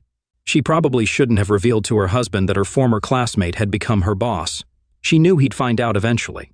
As it turned out, Hank knew about her involvement with Richard and that he'd left her. It was true. Richard had vanished from her life and then suddenly reappeared. When Judy learned that he would be their commercial director, she felt an unexpected attraction. She realized it was just a fling, nothing more. Their first one-on-one conversation confirmed it. Richard had told her, Judy, I've always liked you, but I can't risk ruining my family, although I'm not ready to cut off contact with you. It must remain very discreet. You're married too, as far as I know. Life had shown her the folly of her decision. Their discussions in the study had hinted at a scientific foundation, but it appeared they had underestimated something. 4 hours had gone by and Hank hadn't returned. He should have been back by now. Judy called her mom's phone, and though there was a slight delay, her mom answered, "Daughter, I'm here. I just called to check on how you're doing. What's happening?" "It's winter time out there, and the darkness falls early. We're sitting with Grandpa, and we're having a bit of an argument." "What's the argument about?" "Just the usual, the old man's way. He wanted a drink, and I refused, but he found where I hid the bottle." "And you? How are you? When will you bring your granddaughter to visit?" Judy knew from her mom's conversation that Hank hadn't arrived. After the call with her mom, she phoned Hank's parents again, and it was Hank's father, a retired military officer, who picked up. "Judy, is that you? Come on, be honest. I thought I'd call to see how you're doing." "Judy, don't try to deceive me. You're looking for Hank and the kids, right? He warned us about this." "So he was at your place?" "No, he didn't come. He called and said you were getting a divorce." "That's absurd. We had a misunderstanding, but we're not getting a divorce over something like that. I get that it's not just between you two, it's related to some guy from your work." "What did he say?" "He told me that this morning during breakfast you proposed a 2-day separation when he didn't agree. You said you'd cancel it, but discuss it when he returned. Is that what happened?" "No. Hank said he's had enough of discussions and he's decided on a divorce. He's gone to sort it out and won't be back, although he assumed you were still at home waiting for him, ruffling his feathers. But I don't have any dates planned." "Judy, that's not true either. Hank knows about the man you're seeing, and when I suggested he drive up there and figure it out in person, but he said, 'Dad, I'm not interested. I have daughters, and they're on my side.' Where did he go? He didn't tell us. We were so upset that we didn't even ask. If he calls, tell him he misunderstood everything. I did my best for our family, but now I see that I did something wrong. I don't know, my daughter. We've been together with my wife for a century, and even in the toughest times we never thought of separation. Who put these absurd thoughts in your head? And if you love another man, why torment everyone? If you're ready for a lover to run away from your husband and children, just pack your bags and leave. Don't ruin life for yourself and others. Hank will get over it, and maybe he'll be better off. He's not an old or unattractive man, and the girls will be fine with him." "What are you talking about? There will be no divorce." "That's your opinion. I know my son, and you don't seem to know him. I just need to explain everything to him, and he'll realize he was wrong. Whatever, he'll call. I'll tell him." Judy called Richard's phone, and a woman answered unexpectedly. "I'm here. Excuse me, I'm looking for Richard." "Who are you?" "My name is Judy. We work together." "Oh, I know. Let me tell you, honey, I kicked him out. Or don't call him. He doesn't have a phone. Is something wrong?" "You don't know. I've moved to 2 different cities because of this cheater and womanizer, but I'm not leaving this new house. Where's Richard?" "How should I know? I kicked him out. Maybe he's at your place." "He doesn't know where I live. Why would he be at my place? He knows everything, including your address. He's with you at work, but he wasn't the only one involved with you and had plans. He intended to meet all of you while I was on vacation, except I wasn't going anywhere. Hank and his daughters were going to a ski resort out of town. He knew some of the staff there, called one of them on the way. It turned out that Mark, a former classmate of his, went up the mountain and became the director of the base. After explaining the situation to him, Hank asked to accommodate him and the girls for the winter vacation. Mark replied, "Hank, anything for you. A house for 3 people, that's a dream come true. Great, I have a company waiver and 3 cabins available. I'll reserve one for you." "Excellent, but I have a request. If someone calls, don't confirm that I'm with my daughters on this base vacation." "All right, I'll reserve the cabin for you. When are you coming?" "We're about an hour and a half away. I can't drive too fast, the roads are slippery." "Okay, I'll set the table in your cabin at the entrance. Just tell them you're here to see Mark and they'll direct you." An hour and a half later, they reached the ski lodge's gates. They informed the gatekeeper that they were there to meet with Mark, who directed them where to go. There was a sheltered parking lot near the lodge, and Hank parked the car there. They took their belongings and entered the house. Mark was waiting at the table. Seeing them arrive, he said, "Hurry up, everything on the table is getting cold. You're always in a rush. Let my girls freshen up, wash their hands, and explore a bit. There are 2 bedrooms upstairs and 1 on the ground floor." Alice and Gwen, taking their things, headed upstairs. They had already changed into their tracksuits and found the room satisfactory. Hank's daughters were growing up and looking good. "Where's Judy? Why hasn't she come?" "That's a separate story, I'll tell you later. Let's toast to our meeting. You're eager, and yet slow." The friends raised their glasses in a toast and reminisced, occasionally interrupted by Hank's daughter's questions. Eventually, Gwen asked Mark about other entertainment options at the ski lodge. "Right now there's a dance party in the hall. We didn't bring anything for dancing. There's no dress code. You can come as you are, so no specific dress rules. Can we go too?" "Of course, I'll call one of my staff and they'll take you there." Mark made the call, and a few minutes later a young employee arrived to escort Alice and Gwen. After they left, Mark asked Hank about his wife. Decided to get a divorce. Why would you do that? Remember when I used to date her? There were rumors that she was seeing someone else. Yeah, there were rumors, but nothing concrete. Well, this guy from out of town shows up and he ends up becoming the commercial director at Judy's workplace. They started an emotional affair, which I didn't catch at first. He's got a wife, Kira, who's decided to divorce her husband and spilled the beans to me. And today it all happened. She cheated on you? No, they decided that for the long weekend we shouldn't vacation together, supposedly to strengthen our marriage as we age. I've always been skeptical of sociologists. Sociology is when people who don't understand society conduct research and then try to impose the supposed laws they've discovered, which are often just made up. You're right about that. Sounds like they made them up for me. So what have you decided? When I talked to her, I realized that continuing our life would be unbearable, so I decided on a divorce. What's next? Nothing. I need to figure out how to proceed. A group of lawyers is coming here tomorrow. They have an office downtown. I'll ask them for help. Come on, pour a drink. Alice and Gwen returned from the dance around 11 p.m. A ski center staff member had been attentive to Mark's guests and escorted the girls back to the lodge. Hank prepared a late supper for the girls, and they shared a meal together before heading to their rooms. Hank sat on his bed, struggling to hold back tears. It had been a challenging day for him, and he couldn't forget everything that Judy had done. He turned on the tape recorder and listened to the recording, reaffirming that his decision was the right one in the current circumstances. Judy had never waited for her husband, and she had no idea where he might have gone with their daughters. But Hank remembered that he had said promises should be kept, and they had promised their children a trip to the ski lodge, so that's where he had gone. And he suspected that reservations had been made in advance. She powered on the computer Hank typically used, but her extensive search yielded nothing. She couldn't find any information about ski lodges in the area he had been researching. The next morning, Hank woke up to a knock on his door. He called out, "Come in," and his daughters rushed into his room full of energy and excitement. "Daddy, wake up. Let's have breakfast and go skiing on the hill. Then we can go ice skating." "There's an ice skating rink here." "Yes, there is. And where do we have breakfast?" "At the cafe. Wash up and I'll be ready in 5 minutes." They headed to the cafe for breakfast. After changing into their skiing attire, they rented skis and took the ski lift up the mountain. They enjoyed skiing until lunchtime. In the afternoon, they returned to the cafe. After changing there, they ran into Mark and his wife. Mark mentioned that the company he had discussed had arrived, including a divorce specialist. "Meet me in my office today. I have a computer and printer, everything you need. I'll take your girls, my wife and her sister to the ice rink tonight, if you don't mind. We'll meet at my place. The girls want to go dancing again. We'll join them, we'll dance, and then return to our cabin. And don't forget, tomorrow is New Year's Eve. We need to prepare for the festivities." Everything was set.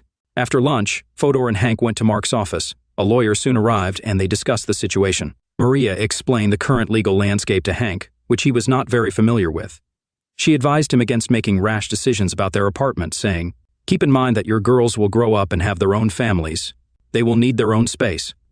If you move into the apartment with them now, there might be a new husband in the future, which could complicate matters. But I can't imagine living in the same apartment as her. Try to envision it and consider proposing a partition first. Explain to your wife that you'll be filing for divorce in court. When will the paperwork be ready?" "No rush. The courts have their holiday weekends too." "I have my laptop with me. I'll prepare it and we can print it later. Additionally, you can reach out to me at my office or hire me to represent you in court. I like the last option."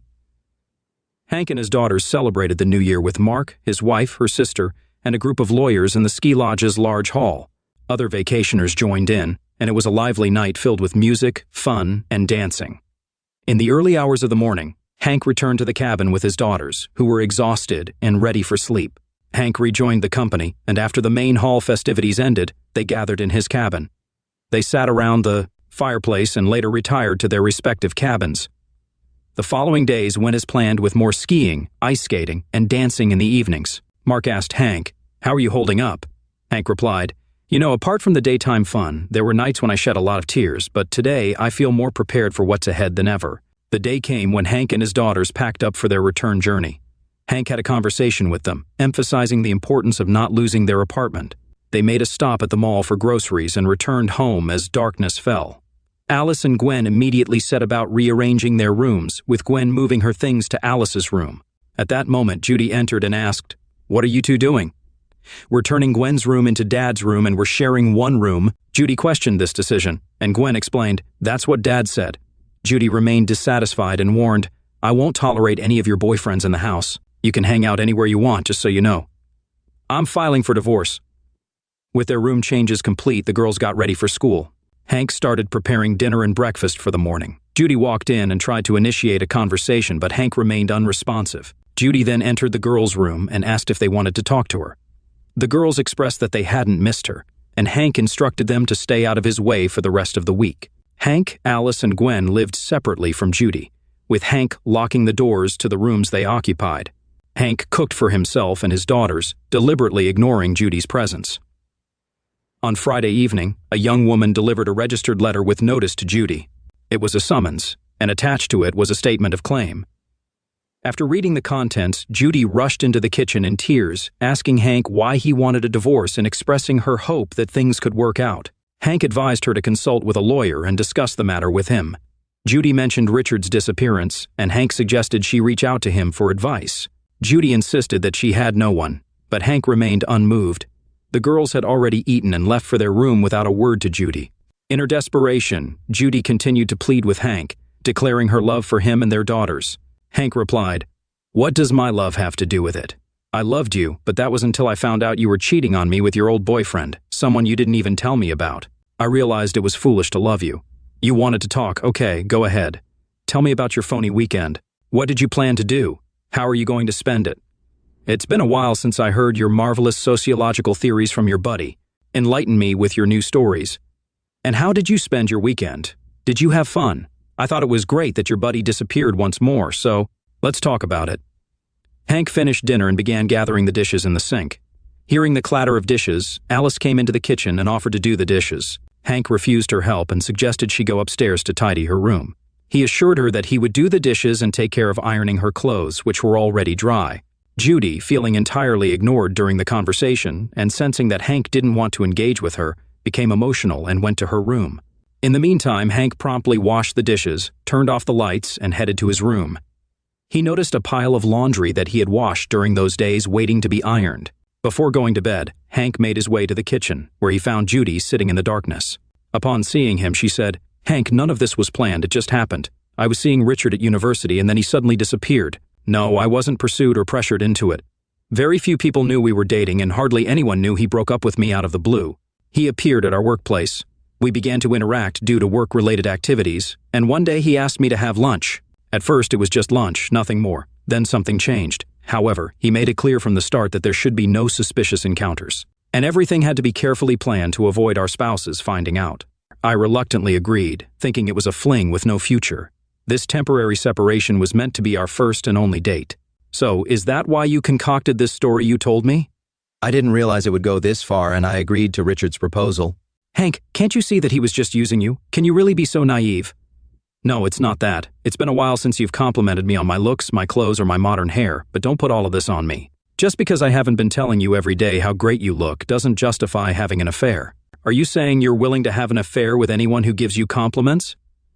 Over the next few days, Hank prepared for a meeting with child welfare officials. According to his lawyer, Maria, their opinion would carry significant weight in court, although the children's views were also taken into consideration. Hank had a lot to handle in a short time, and at night when he was alone, he found it hard to sleep. His thoughts were consumed by the themes of love and betrayal. The most important person in his life had betrayed him, leaving him with a mix of anger and pain. All he wanted now was a divorce, even though it seemed far from possible.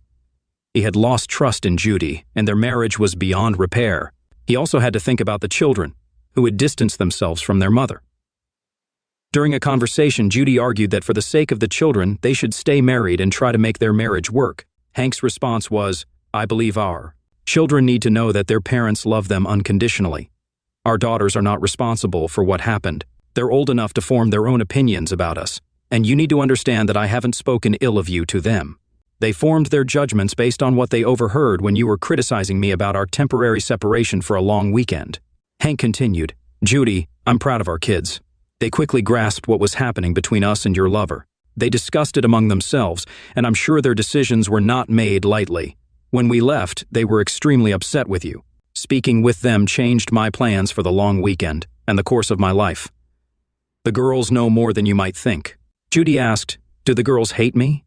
Hank replied, "For someone with a degree in sociology, you show surprising understanding. I didn't expect that. Yes, they know their mother was unfaithful, and yes, they are angry with you because of it. You can try to mend your relationship with them, of course, but as a sociologist, you studied the field of psychology related to the study of human behavior patterns and activities. You should remember what adolescence is occurring between the ages of 10, 11, and 15, 16. It's known as a transitional phase where children transition from childlike behavior to more adult-like behavior. They undergo significant physiological changes. It's hard to predict how you'll be able to connect with them.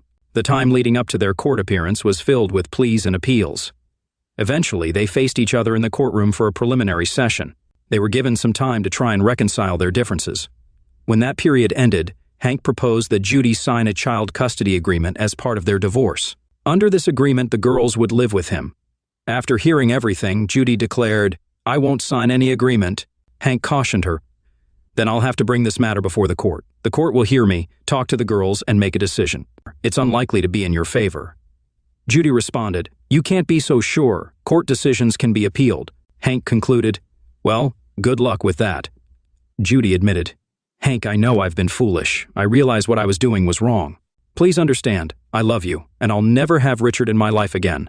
You've decided to replace him with someone else." Hank responded, "Well, that's your personal choice. It's your life. Don't try to blame me. You're a sociologist now. If you'll excuse me, I have a lot on my plate. If you do decide to sign the agreement, it should be done in front of a notary. As a general rule, an agreement to determine child residence does not require mandatory notarization, which holds the power of a court order. However, it is recommended to draft and notarize the document." "Thanks, but she doesn't want to sign anything and I don't need her to. It's just that she won't get anything." Consequently, the court's deadline for the parties to reconcile had expired. Judy made desperate attempts to reconcile with her daughters, but her efforts were unsuccessful. After school, the daughters started their computer science classes, returning home with their father. Following a light snack, usually in their father's room, they settled down to do their homework. Meanwhile, Hank prepared dinner and breakfast for the following morning. On one particular day, the child welfare authorities paid them a visit. They spoke with the girls, examined their room, and compiled a report. Subsequently, they attended the court hearing on time. Hank, accompanied by the girls, addressed some questions with their lawyer. Judy entered the courtroom, took her seat. She didn't have a lawyer, but had sought advice from counseling and divorced friends, fully understanding the irreparable state of her marriage. During the trial, she answered the court's questions briefly, with simple yes or no responses. At the end of the trial, Judy declared that she was relinquishing her share of the apartment in favor of her daughters, providing a deed of gift. The judge noted she had already taken her personal belongings from the apartment. What remained would be removed within a week, and she requested a court recess to sign the child support agreement proposed by Hank. After the recess, she added, "I am willing to voluntarily pay child support to Hank because I understand that the court's decision may not be in my favor."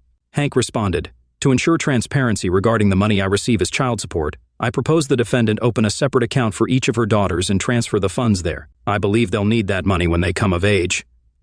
The judge heard both parties and clarified that alimony and the division of the apartment weren't part of the initial claim, so the court wouldn't address them.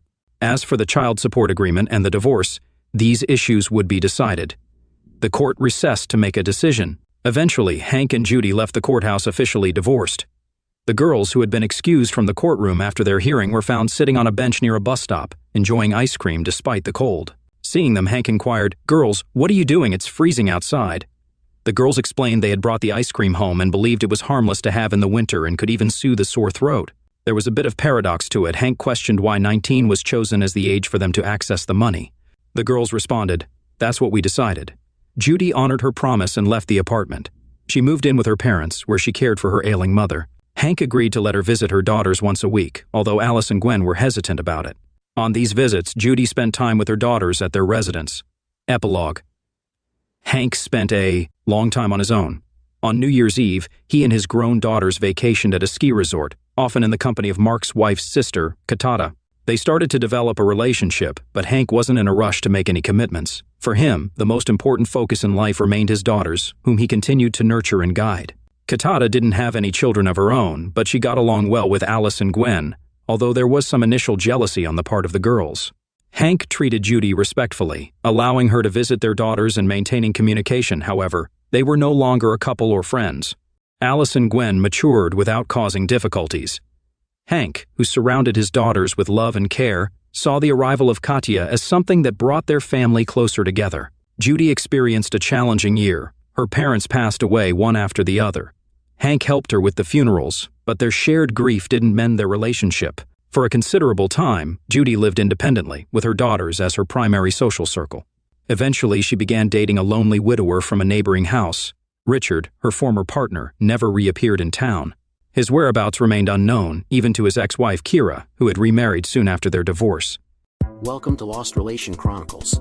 I was sitting at the dining table, sipping my coffee when Kathy sat down across from me with an unusual expression on her face.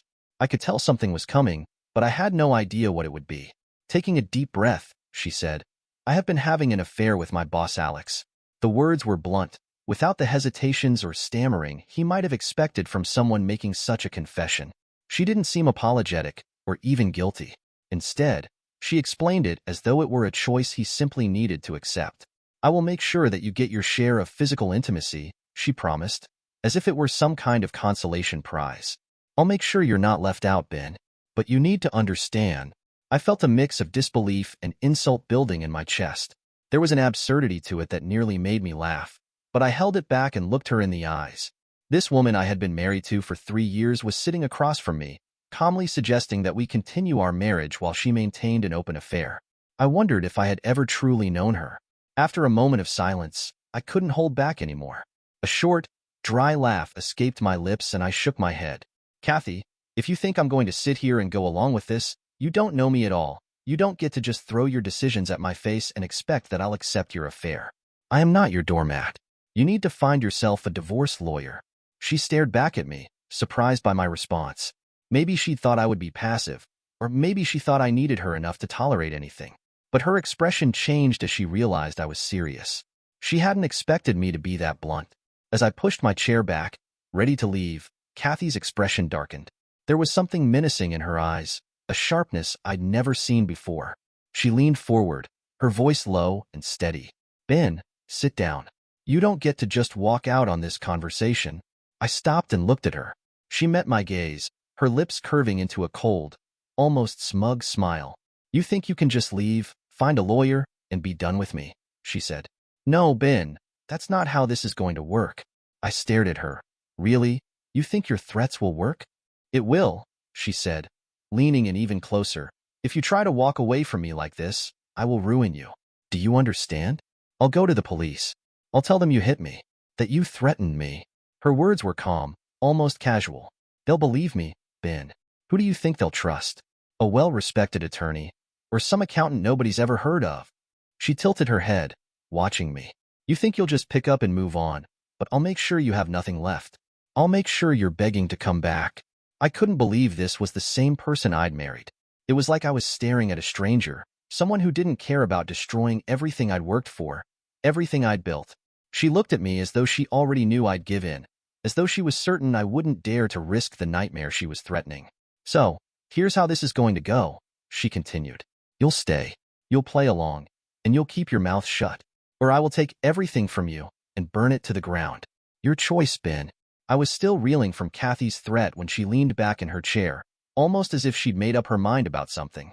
She crossed her arms, a smug look on her face. "Oh, and one more thing, Ben," she said, her tone dripping with condescension. "I think it's time you meet Alex. He's coming over tomorrow." I blinked, barely processing her words. "What, are you really that dumb?" "You heard me." She smiled, a twisted, mocking expression.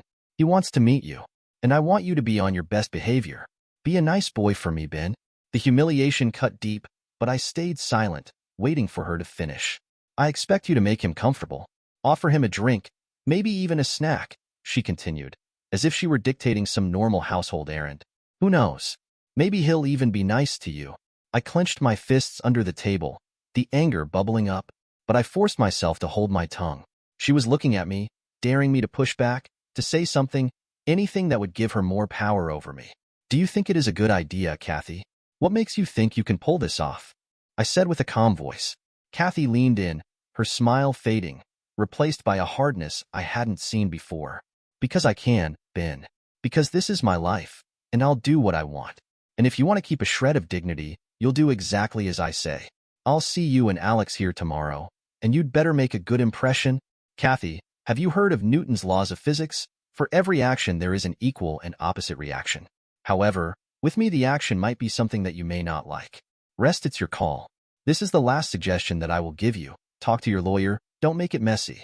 This marriage is over. Walk away while I still allow you to walk. Your threats will never work on me, 'cause I have an alpha male in my life. You are nothing. With that, she got up and left the room, leaving me there alone. It was clear. This wasn't a marriage anymore. It was a battlefield, and now I needed hit back. The next evening, I was sitting alone in the living room, nursing a glass of Jack Daniels, trying to steel myself for the absurdity that was about to unfold. I heard the front door open, Kathy's voice full of forced cheer as she greeted him. I took a long sip, watching as she led him into the room, her hand resting on his shoulder like he was some prized trophy. Then I got my first look at him. Alex was shorter than I'd imagined, fat. I felt a laugh bubbling up in my chest, and before I could stop myself, it slipped out. The whole thing was so ridiculous I could hardly believe it. This was the so-called alpha that Kathy had thrown everything away for? I looked him up and down, shaking my head, the laugh turning into a scoff. He was just 5 feet tall and shorter than Kathy. This leprechaun? I said, pointing at him, barely able to keep the smirk off my face. This is the guy you call an alpha male, Kathy? He does not even need to dress for Halloween. He can just wear a green suit and he will be a leprechaun. Kathy's smile wavered, a flash of irritation crossing her face, but she tried to hide it. Watch your mouth, Ben, she snapped, her voice low and cold. Alex is everything you're not. Confident, assertive, a real alpha man. Oh, really? I said, leaning back and taking another sip of my drink, feeling a rush of defiance. If this is what you think an alpha looks like, Kathy, maybe I was giving you way too much credit. Alex looked at me, glancing at Kathy as if he was looking for some kind of cue. I could see he didn't expect me laughing at him. It was hard not to find the whole scene a little comedic. Tell me, Alex, I said, unable to resist, how does it feel to come here, into my home, and play house with my wife? His face reddened, his attempt at bravado crumbling, and he shot another uncertain look at Kathy. Enough, Ben. Kathy hissed, her eyes blazing. I told you to be respectful. Respectful? I said, letting out a humorless chuckle. I'm supposed to be respectful? You bring this hobbit in here, throw him in my face, and expect me to roll over and play nice? I could see her seething, but it didn't matter. Alex's face turned red as he tried to regain his composure, but his voice was dripping with anger. Listen, Ben, he said, his tone sharp and cocky. You think you're going to just walk away from this? I don't think so. Kathy and I have talked it over, and we'll make sure you end up with nothing. In the divorce, I'll make sure she takes everything, right down to the shirt on your back. He took a step closer, a smug smile forming on his face. And by the way, after we're done here tonight, I'll be sleeping with her in your bed. I held my ground, meeting his gaze without a hint of intimidation. Really, Alex? You think you can just waltz in here, throw around a few threats, and walk away with my life? Trust me, he said, with a dismissive wave of his hand. We'll take the house, the car, your job's income, everything. And we'll make sure you regret ever standing up to her. I raised an eyebrow. The house? I asked, barely able to contain my laughter. That house isn't even mine, Alex. It belonged to my mother. I just live here. You won't get a penny from it. Alex's face faltered for a moment, but he quickly recovered, shifting to his next weapon. Fine, but we'll still take your job's income. Kathy deserves it, and I'll make sure you're paying her for the rest of your life. I couldn't help but smirk, taking another slow sip of my drink. Sorry to disappoint you, Alex, but I already resigned from my job. What? Alex's smug expression finally cracked, his eyes darting to Kathy as if she'd somehow betrayed him. He looked completely blindsided. That's right, I continued, feeling a surge of satisfaction. So, no assets, no job, no income for you to leech off. I guess that little plan of yours isn't quite as airtight as you thought. Kathy glared at me, clearly caught off guard and furious, while Alex stood there, struggling to process the situation. I could see the gears turning in his head, realizing that the payday he'd counted on was slipping away. I looked between the two of them, finally feeling in control of my own life again. So, Alex, I said, my tone calm but pointed, why don't you rethink exactly what it is you think you're taking from me? Because from where I'm standing, it seems like you're the one who's got nothing. Alex's face twisted with a smug grin as he leaned in closer, his voice dripping with arrogance. "You're not in charge here, Ben," he said, practically taunting me. "I'm the alpha now, and you'll do what you're told. In fact, I think I'll take Kathy upstairs to your bed, right now. There's nothing you can do about it." I set my glass down slowly, my blood boiling as I looked him dead in the eyes. "Alex," I said, keeping my voice steady, "I'm warning you. Get out of my house. Right now." But instead of backing down, he laughed, a harsh, mocking sound, and before I could react, he slapped me across the face, hard. The slap stung, but the fury it ignited inside me was something else entirely. He straightened up, looking at me with a smirk, clearly enjoying himself. "You really think you can stand up to me?" he sneered. "Guys like you are just all air and no substance. I'm the real deal, and I can destroy you, Ben. You're nothing. Men like me are in control, and I'll make sure you rot in jail if you try anything. You'll be begging for mercy by the time I'm done with you." The slap stung, but it gave me a smile. Ben felt the slap sting his cheek, and something in him snapped. All the humiliation, the rage, the months of disrespect, they boiled over, breaking through the restraint he'd tried to hold on to. He stood up from his chair, his fists clenched, his voice low and steady. "You think you're the real deal, Alex?" Ben's fist connected with Alex's jaw, and he went stumbling back, barely able to react before Ben hit him again, then again. With every punch, Ben let out the words he'd been holding back. "You think you're the real deal, Alex?" he said, a dark determination settling over him. "Real men don't try to tear apart other people's lives. Real men don't walk into another man's home and act like they own it. And they don't ruin marriages for their own ego. You're nothing, Alex. Real men protect their families." Another punch landed squarely on Alex's ribs, and Ben heard a satisfying crack. "Real men have integrity." Alex was gasping now, trying to put his hands up in defense, but Ben didn't stop. Each punch was a release, each hit an exorcism of the anger that had been building for so long. Finally, Ben picked Alex up in his hands, looked him in the eyes and said, "I am no alpha or a beta, I am the man." With that, he hoisted Ben over his head and slammed him down on the floor. Alex was crumpled on the floor, bruised and beaten. Ben took a step back, breathing hard, his chest heaving as he looked down at the man who had thought he could come into his life and tear it apart. Kathy stood frozen for a moment, her eyes wide with disbelief as she watched Alex crumble to the ground, bloodied and bruised. Her hands trembled, rage and fear mixing inside her. Without thinking, she rushed at Ben, her fists flying, pounding uselessly against his back in a desperate attempt to make him stop. But before she could land another punch, a woman's firm grip seized her wrists, yanking her backward. Kathy let out a startled scream as she was pulled off balance, spinning around to face her attacker. The woman holding her was tall, with short-cropped hair and an intense, unwavering gaze. Her grip was unrelenting, like iron around Kathy's wrists. Kathy tried to struggle, but the woman was too strong, her movements calculated, swift, and controlled. "Let me go," Kathy screamed, jerking her arms, but the woman's hold tightened. "No," the woman, Linda, said, her voice low and commanding. "You're done." With an almost terrifying ease, Linda twisted Kathy's arms behind her, forcing her to her knees. Kathy gasped, unable to fight back as Linda used her body's weight to slam Kathy down onto the floor beside Alex. Linda wasn't done yet, though. She stepped back, assessing Kathy for a moment, and then, with savage precision, she began delivering a series of brutal blows. Her fists came down with unyielding force, landing against Kathy's chest and stomach. Her strikes a mixture of speed and power that only someone trained in hand-to-hand combat could deliver. Each punch knocked the wind out of Kathy, and she could barely gasp for breath between the hits. Kathy tried to shield herself, but it was useless. Linda moved like a storm, relentless and unstoppable.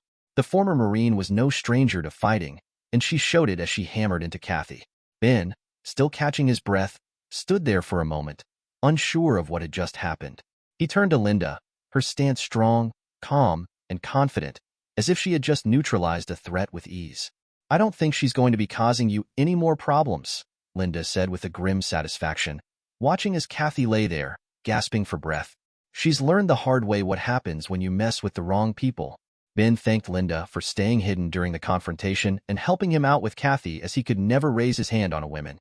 The police and medics arrived shortly after Linda had finished with Kathy and Alex, their sirens wailing in the distance as they rushed into the house. Ben stood in the corner, trying to steady himself, watching as they took control of the scene. Alex was barely conscious, his face swollen and bloodied, while Kathy was sitting up, her eyes wide with a mix of rage and fear. Both of them were swiftly loaded into ambulances and carted off to the hospital, where the real fallout would begin. Once they arrived, the officers continued their questioning. Alex, still groggy from the beating, attempted to assert himself, despite the pain. He was sitting up on a hospital bed, his voice shaking but filled with defiance. "I want to file a complaint against Ben," Alex demanded, trying to muster what little bravado he had left. "He attacked me in cold blood, and I want charges pressed."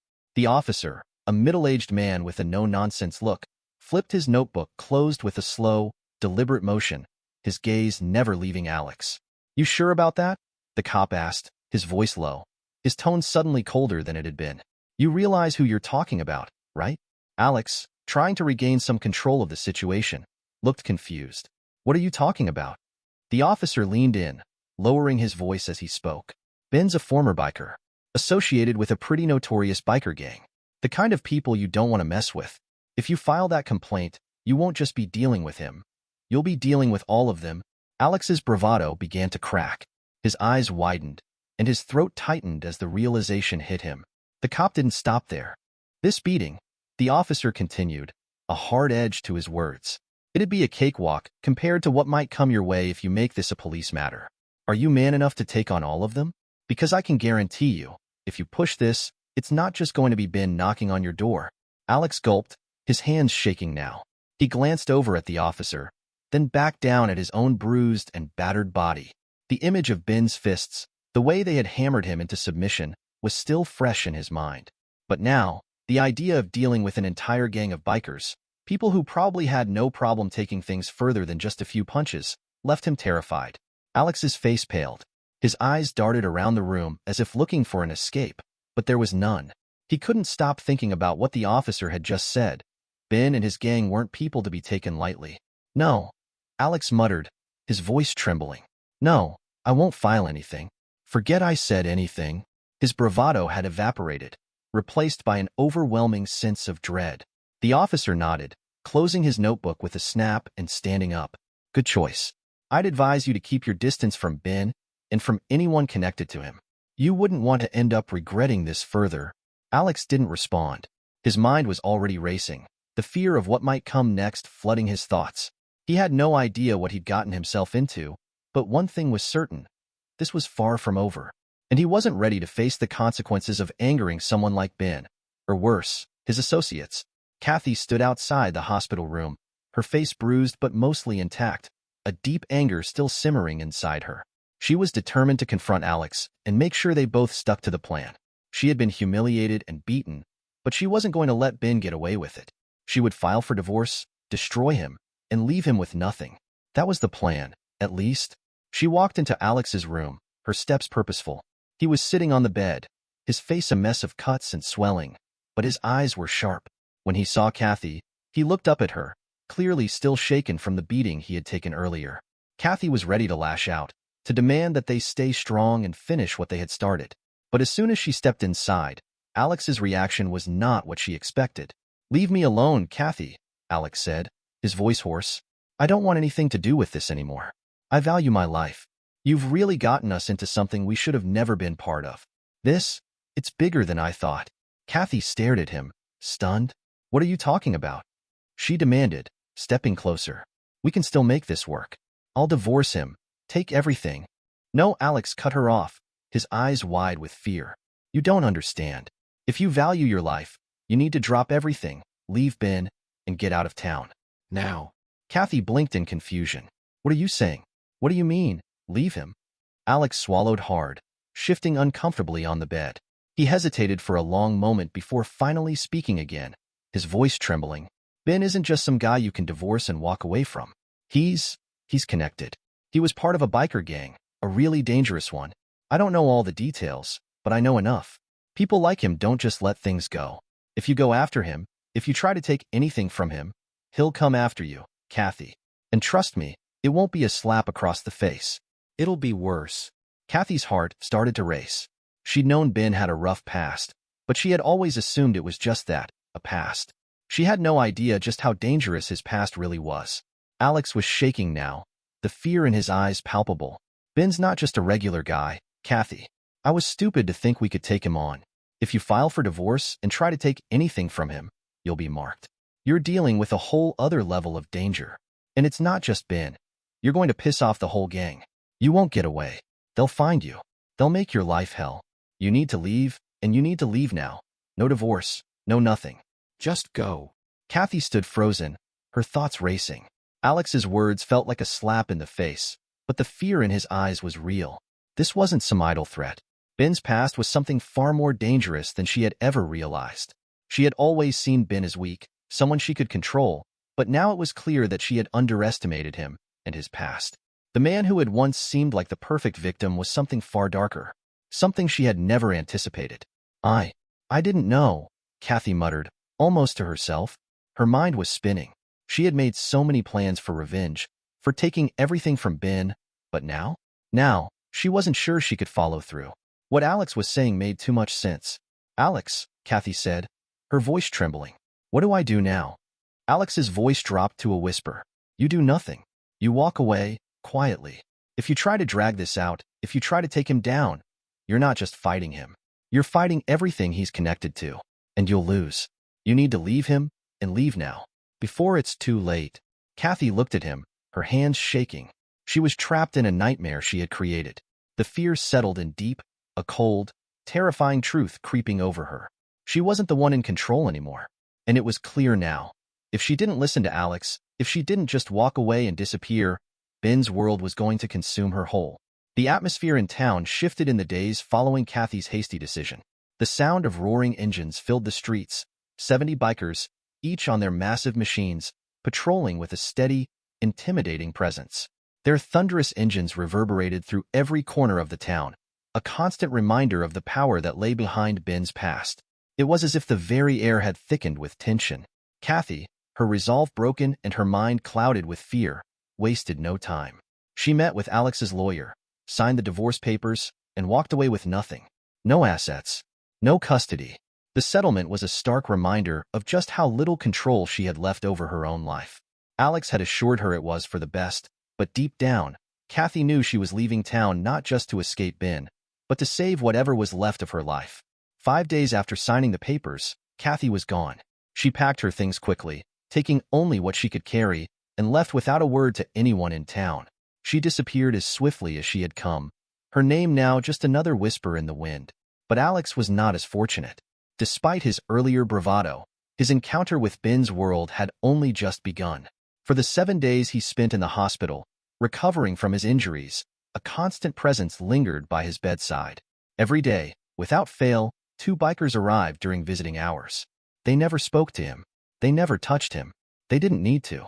They simply sat quietly, their gazes fixed on him, unwavering and cold.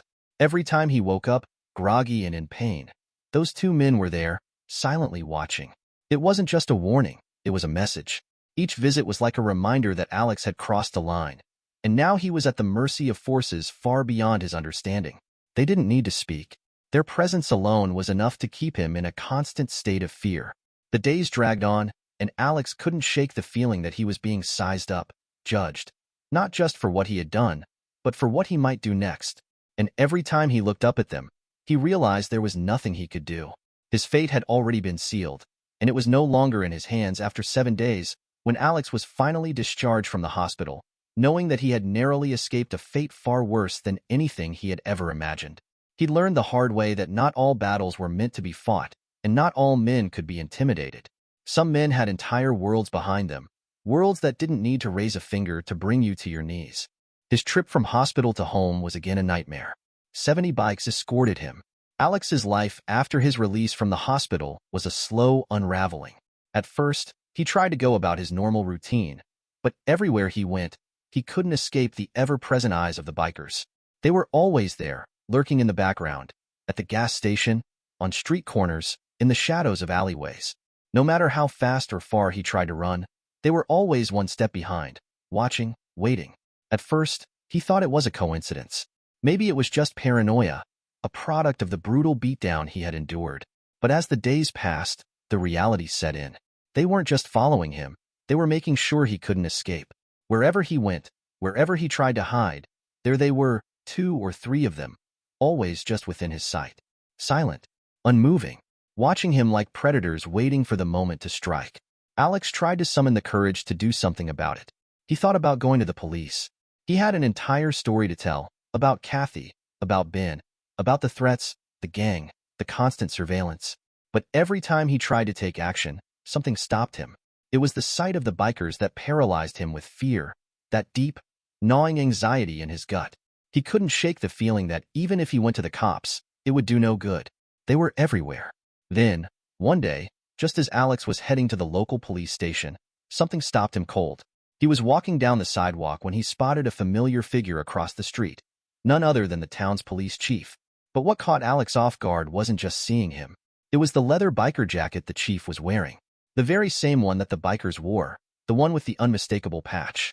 Alex's heart dropped into his stomach. The realization hit him like a freight train. This wasn't just a local gang. This was their town. The bikers weren't just some rogue group of criminals. They were embedded in the very fabric of the community, with their reach extending into every corner, including the police force itself. He froze, staring at the police chief, whose face betrayed no emotion as he walked past. The chief didn't even glance at Alex. But the message was clear. There was no escaping this. The town was under the control of people who answered to a much darker force than Alex had ever realized. Alex's thoughts began to spiral. He could no longer ignore it. The bikers weren't just following him. They were controlling him, making sure he understood that there was no safe place, no way out. His every move was being watched, not just by the bikers, but by the very institution he had once believed would protect him. With no other options left, Alex knew what he had to do. He couldn't stay. He couldn't fight. Not against Ben's world. Not against the bikers who seemed to have infiltrated every part of town. He had no choice but to leave. That night, Alex packed what little he had left. He didn't tell anyone. There was no point. The bikers had won. They had broken him, cornered him, and now, they had made sure he had nowhere to run, no one to turn to. The last thing he could do was disappear, to vanish from this place that had been his home, before they made the decision for him. The next morning, he was gone, leaving behind everything he had once known. As he drove away from the town that had suffocated him, Alex couldn't help but feel a strange sense of relief. He was no longer hounded, no longer watched, but at the same time, he knew that wherever he went, wherever he tried to hide, the shadows would always be there, waiting. The bikers had marked him, and Ben's world, with its endless reach, would never let him forget it. Dear listeners, please share your thoughts in the comments section below, and don't forget to like, share, and subscribe.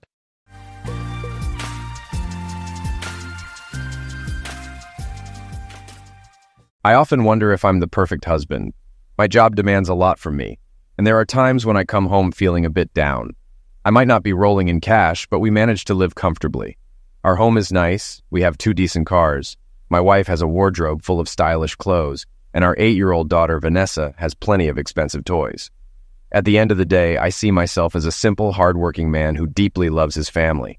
Gloria and I have enjoyed almost 12 years of marital happiness. However, recently, something seems off between us, a subtle shift that's hard to pinpoint. Gloria has been distant, showing an aloofness I've never seen before. She's been quick to find fault with me over small things, which isn't like her at all. I've tried talking to her about it, asking if something's bothering her that she's not telling me. But like many spouses, she brushes it off, blaming her behavior on tiredness or a tough day. Initially, I gave her space to sort through her troubles, but her detached attitude is starting to grate on my nerves. Besides, any married couple knows that problems with your spouse often spill over into the bedroom. I've always tried to keep our love life exciting and spontaneous. Being a romantic, I used to surprise Gloria with things like bringing home roses after work to set the mood. In the past, these gestures usually led to carnal moments later on. However, lately my efforts seem to be met with just a thank you and a quick kiss. Instead of appreciating them, it's like Gloria sees them as me trying to make up for something. For weeks now, Gloria hasn't shown any interest in closeness, and when I try to initiate, she either isn't in the mood or claims to have a headache. Even when she does agree, she's passive, leaving me to do all the work. As time goes on, I find myself pulling away mentally. I spend time with our daughter when I get home and try to avoid interacting with Gloria as much as possible, which only makes things worse. Feeling desperate, I've spent time at work trying to figure out what might have caused Gloria's behavior. But my introspection hasn't given me any answers. I've replayed countless scenarios in my head, trying to understand why Gloria is acting this way. The more I think about it, the more I can't shake the idea that she might be having an affair.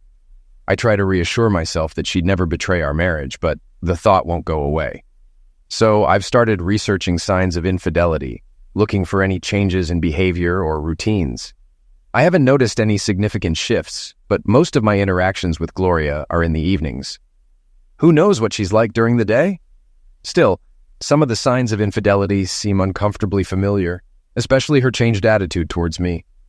I've thought about hiring a private investigator, but without concrete evidence, it feels premature and unjustified. All I have are suspicions, not enough to justify the expense of a PI. So, I started investigating on my own, trying small tactics like calling home during the day to check if Gloria was there, but the results were inconsistent. Taking matters into my own hands, I got an old surveillance camera to discreetly set up under the eaves of our garage. I connected it to a hidden tape unit behind some paint cans, hoping to monitor any unfamiliar cars approaching our home.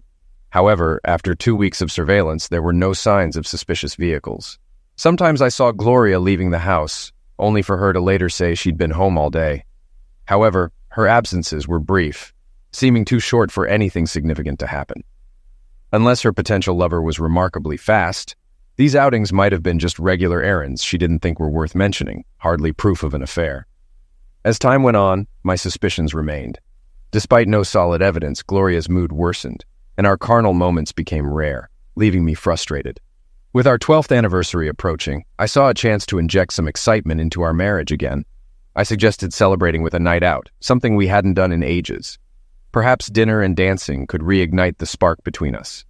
Eager to reconnect, we arranged for Vanessa to stay at my parents' house for the night, giving us freedom without time constraints. I booked a table at Gloria's favorite restaurant, Plato's Place. As we were seated, I hoped to bring back some of the magic from our earlier years. But Gloria seemed tense for reasons I couldn't figure out. Ordering a bottle of wine seemed to relax her, and our conversation regained its playful tone. After dinner, Gloria was eager to hit the dance floor. Though I suggested trying a new club, she wanted to go to our usual spot, a cozy venue with dim lighting and music for an older crowd. Given the atmosphere and music, it wasn't a hard choice. Dancing had always been something we enjoyed together, drawing us closer in the beginning. Finding a secluded table, we had a few drinks before hitting the dance floor with nostalgic flair. It felt like going back in time, both of us enjoying the moment.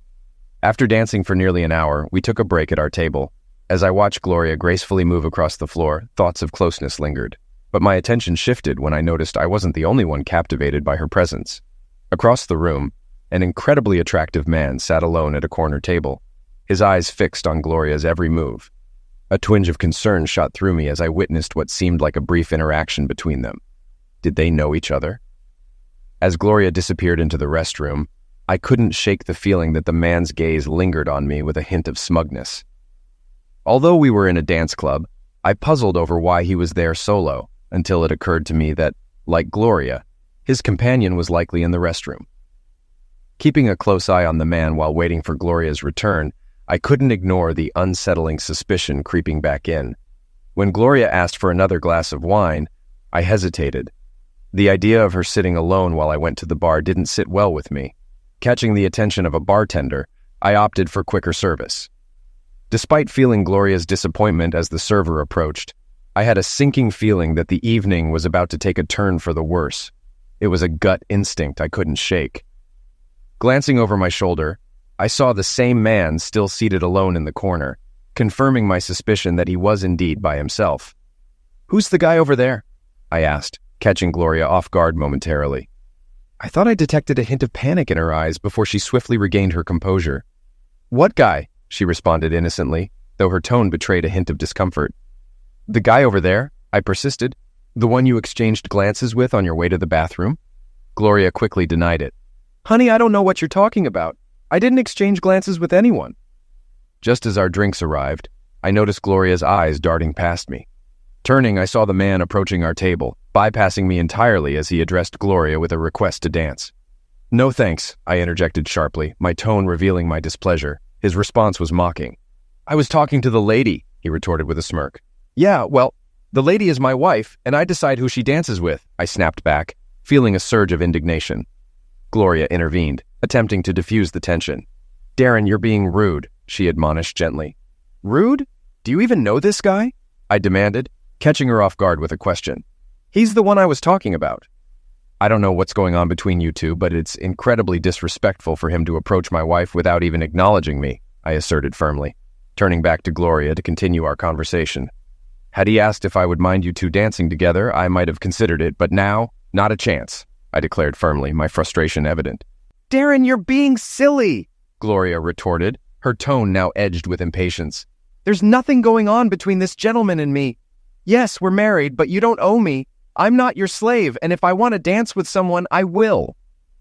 I couldn't believe my wife was speaking to me in such a disrespectful manner. It was a level of disrespect she had never shown before. Though I was seething with anger, I made a conscious effort to control my temper as she continued speaking. Honey, I just want to have some fun, she said, her tone softening. Gloria, it's our anniversary. I want to have fun too, but with you sitting here watching you dance with someone else is not my idea of fun. Especially after I've asked you not to dance with him, I responded, struggling to maintain composure. Now you're right. I don't own you, and I can't stop you from dancing with him. But if you do, then you'd better get him to take you home too, because I'll be gone after 12 years together. I could easily decipher Gloria's emotions from her expression. Despite her outward anger, I was surprised she couldn't detect the same emotions mirrored on my face. Well, it's impolite to keep this gentleman waiting while we argue. I'm going to dance with him and we'll discuss this later, she snapped, her words cutting through the tension. The jackass wore a triumphant smirk as he extended his hand for Gloria to take. She accepted, placing her hand in his as they made their way to the dance floor. I'm certain they didn't notice my departure as I slipped out the door before they even began to dance. By the time my cell phone rang, I was already several blocks away. Where the hell are you? Gloria's voice sounded contrite through the phone. I'm heading home to pack a bag. Why? I responded tersely. There was a moment of silence. What do you mean, pack a bag? Where are you going? She questioned, her tone shifting to confusion. I don't know yet, but I need to get away from you, I stated firmly. I've reached my limit. You can't be serious, Darren. It was just one dance, for heaven's sake. Are you really going to throw away 12 years of marriage over this? She pleaded. It's not just about the dance, Gloria. Why would you stay married to someone you don't love or respect? I haven't caught you in the act, but I strongly suspect you're cheating on me, maybe with the guy you just danced with. I saw how you looked at each other when you went to the bathroom, and when he came to our table, he treated me with the same disrespect a man shows the husband of the woman he's involved with. None at all, I firmly asserted. Darren, her voice softened, I do love you and respect you. I swear there was nothing going on between that guy and me. I would never cheat on you. Why would you even think that? You've got to be kidding me. We haven't been carnal in over 2 weeks. And when we are, you're barely present. You've been irritable and short-tempered for the past 2 months. Don't tell me you respect me because your actions tonight proved otherwise. If you're not having an affair, you're certainly acting like it, I retorted. There was a long pause before she responded. I'm sorry, Darren. I didn't realize. I'm sorry for how I acted. I'm sorry for tonight. I'm sorry I gave you reason to think I'm having an affair. Another brief pause. I guess I did glance at that guy on the way to the restroom. He was attractive. I noticed him while we were dancing too, but I'm not having an affair with him. Please, honey, please just come back and pick me up. We can talk about it. Nope. Like I said, I've had enough. I told you if you danced with that guy, you'd have to find your own way home. And I meant it. I'm pulling into our driveway right now. By the time you get home, I'll be gone. If you're having an affair, maybe you should just go home with your lover boy and forget about me. Honey, please believe me. I'm not having an affair. Look, I'll grab a cab, but please just stay there until I get home, Gloria pleaded, desperation evident in her voice, a stark contrast from earlier. We need to talk this out, please, she begged before abruptly ending the call. Upon arriving home, I swiftly packed a bag and left the house. Within 12 minutes, curiosity nagged at me. Would Gloria really take a cab home, or would the guy drop her off? I drove down the block, switched off my lights, and waited. 15 minutes later, a yellow cab pulled into the driveway. Gloria hurriedly exited and darted into the house. Satisfied with what I saw, I headed for a motel. Almost immediately, my phone began to ring again. I switched it off. Though I lacked concrete evidence of infidelity, my suspicions remained strong. I was nearly convinced that Gloria and the man she danced with knew each other. Perhaps now was the time to hire that private detective. If I wasn't at home, maybe she would seek solace from her lover. The following day, I scoured the yellow pages for the most promising private investigator. After visiting his office and providing a retainer, I headed to work. My secretary, Joan, informed me that Gloria had called 20 times already, and something was amiss. I explained our marital issues and my decision not to return her calls, instructing Joan to relay this message. I also informed the receptionist not to allow Gloria entry to the offices if she showed up. I needed to give the PI a chance to uncover the truth. Now. It was a waiting game. Later that same afternoon, Andrea, our neighbor, called. Despite my reluctance, I answered, expecting the conversation to revolve around Gloria. "Darren," she began, "Gloria told me about the other night. She's been trying hard to apologize, but she says you won't talk to her." "That's true," I responded firmly. "I have nothing to say to her." I heard a sigh on the other end. "She also mentioned you suspect her of cheating on you. Do you really believe that?" "Unfortunately, I do," I admitted. "Her behavior has been strange for over 2 months now. The incident the other night only reinforced my suspicions." "Reinforced?" she questioned. "All she did was dance with a guy." "No, that's not quite accurate. I saw them exchange glances before he came to our table. It was very disrespectful to me, and Gloria chose to support him. Despite my warning her about the consequences, she ignored my feelings. I'm almost certain they're romantically involved." "Darren, really? I think you're jumping to conclusions. I've been your neighbor for years, and if Gloria was cheating on you, I'm pretty sure I would have noticed something. I've never seen any unfamiliar cars parked outside your house, nor have I seen any strange men coming and going. Please, she knows that dancing with that guy was a mistake. She got upset because you told her not to, but she's realized you were right. Trust me, Darren, I know Gloria, and she wouldn't cheat on you."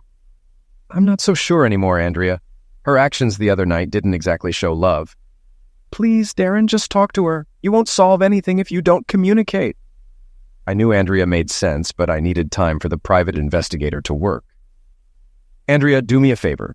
Let her know I'll call her in a couple of weeks. I still need some time to think things over." Another sigh came through the phone. "Okay, Darren. I'll pass on the message, but please promise me you'll call her then." "All right, I promise," I assured her. After saying goodbye, I found myself thinking once more. Andrea and her husband Jack were close friends, and I couldn't imagine Andrea lying to me. If Gloria was indeed being unfaithful, she was doing an excellent job of hiding it. For the following 2 weeks, I experienced overwhelming anxiety. I reached out to the investigator multiple times, but there were no substantial updates. Eventually, he summoned me to his office, and as I took my seat, my stomach twisted with nerves. He pushed a manila envelope towards me, and my hand shook as I lifted it. He suggested I overlook the routine details and directed me to the bottom of page 5. With shaky fingers, I flipped through the report until I reached the designated page. Could this be the evidence I desperately sought? After a thorough investigation, this office found no evidence to support the client's suspicions of infidelity by his spouse. I felt like the ground had shifted beneath me. Unsure of how to react, I looked back up at the investigator. "Are you sure?" I asked, disbelief evident in my tone. "Mr. Barnes, my team has meticulously monitored your wife's every move over the past 2 weeks. We've observed the house, monitored her communications, and trailed her whenever she left. We've scrutinized her phone records and credit card statements. There's simply no indication of any affair," he affirmed. Relief washed over me, threatening to overwhelm me. I struggled to contain my emotions, resisting the urge to break down into tears of relief right there in his office. "Go home, Mr. Barnes," the investigator advised. "Gently return to your wife and child. In my line of work, happy endings are a rare sight." I thanked the investigator before returning to my hotel room, knowing I needed more time to think.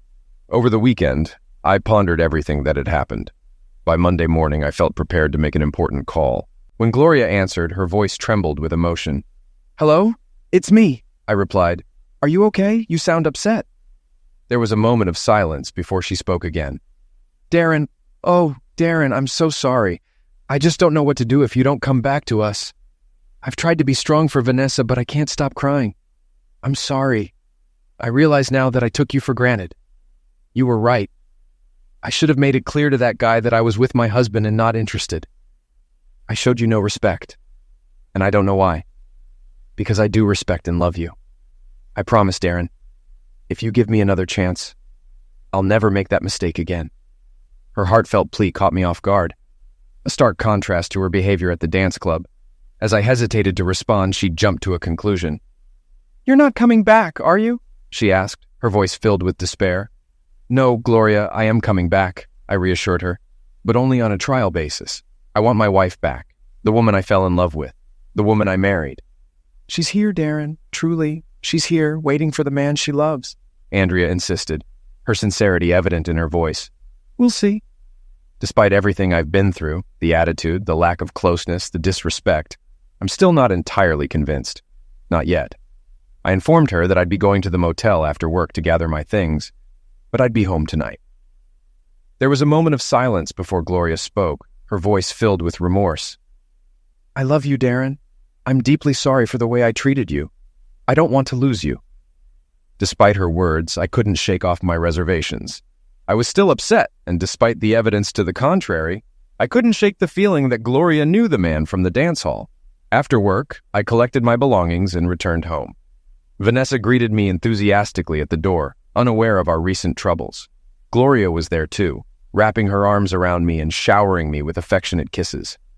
In that moment, as I kissed her back with fervor, I couldn't deny that I still loved my wife.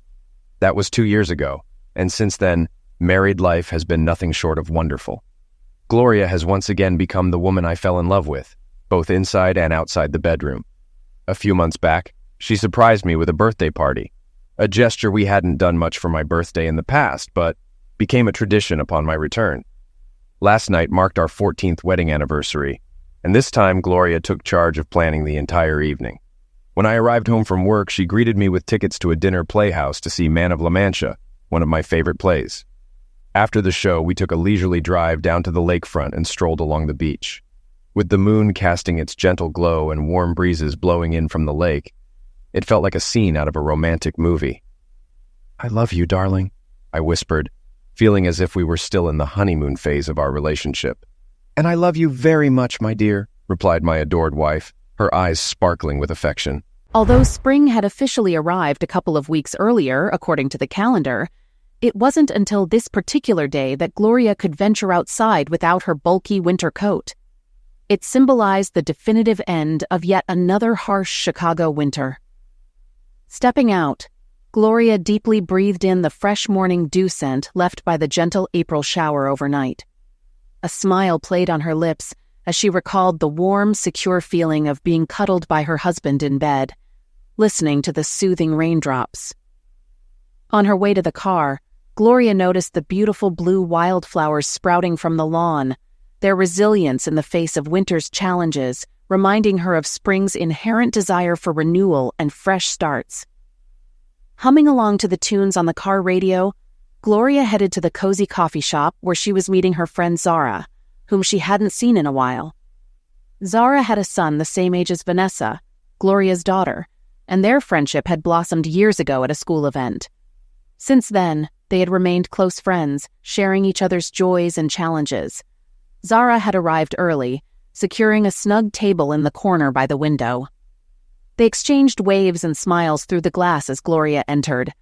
The aroma of freshly brewed coffee filled the bustling cafe as Gloria joined the queue of customers eagerly awaiting their Colombian bliss. When Zara spotted Gloria, she rose with a grin. "Hi," they both exclaimed, sharing a warm hug before settling into their seats. "It's been too long," Gloria remarked. "How have you been?" Zara's eyes lit up as she shared updates. They reminisced about old times, chuckling at memories from school events. Stories about their children flowed, marveling at how swiftly time had flown. As they dove into conversation, Zara leaned in, lowering her voice. "Gloria," she whispered, "can you keep a secret?" "Absolutely," Gloria replied, miming locking her lips and tossing the key. "What's up?" "I probably shouldn't be telling you this," Zara confessed, excitement evident. "But I've been, seeing this guy." Gloria's coffee paused midway to her lips as she stared at her friend in surprise. "Wait, are you saying you're considering an affair?" Zara flashed a mischievous half-smile. "Well, we haven't crossed any lines yet, but I'm seriously thinking about it. It's Eric. He's different, you know? He makes me feel alive. But I'm worried he might lose interest if I don't take it further." "Wait," interjected Gloria, concern in her voice. "Have you thought about the consequences? Are you ready to risk your marriage for him?" Zara shrugged, a hint of nonchalance in her tone. "Oh, I'm not talking about leaving Nick or anything. It's just a bit of excitement on the side. The spice of life, as they say," she remarked with a smile. "And don't worry, I'd ensure Nick never found out. He'd be devastated if he knew. Plus, Eric's married too. We'd have to be discreet." Gloria grappled with a surge of anxiety, torn between her loyalty to her friend and her own moral compass. After harboring her own secret for 2 years, she decided to confide in Zara. "Zara, remember a couple of years back when Darren and I went through a rough patch? He actually left me for a while, remember?" "Yeah, I do. But you never really opened up about it." "I didn't want to pry," Zara replied. "I never told anyone. And you have to swear not to breathe a word of what I'm about to tell you to another living soul," Gloria said, her tone serious. Zara nodded solemnly. "Of course, Gloria, I promise. If this ever got out, it could ruin my marriage. That's why I've kept it buried. But, well, you need to hear it before you make any decisions that could jeopardize your own marriage." Gloria paused as the waitress refilled their coffee cups, then continued, her voice low and urgent. "I'm probably not so different from most other married women out there. After 12 years of marriage, I started feeling, I don't know, bored. Everything was becoming routine. It was like after all those years I looked around and realized, what am I doing? Where am I going? Nowhere. I felt stuck, like I had no real life of my own."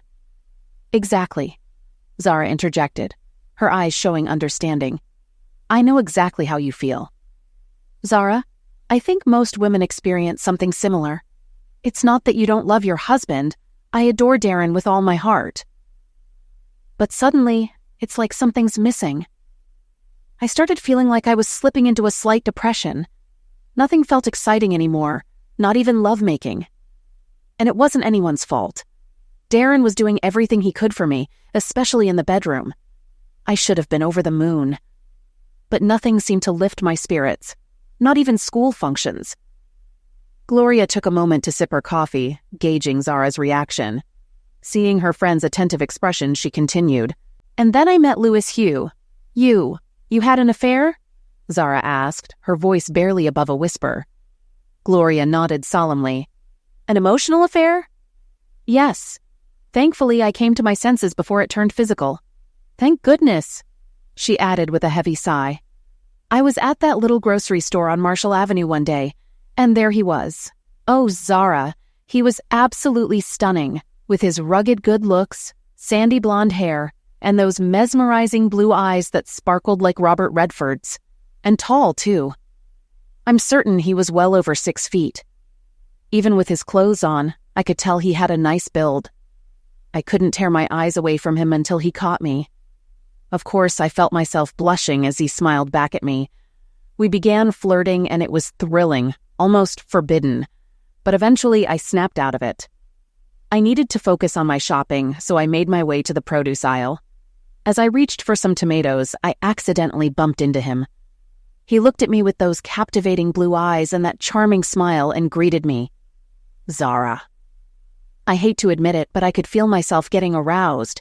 It was so embarrassing. I prayed he couldn't sense the scent I was giving off.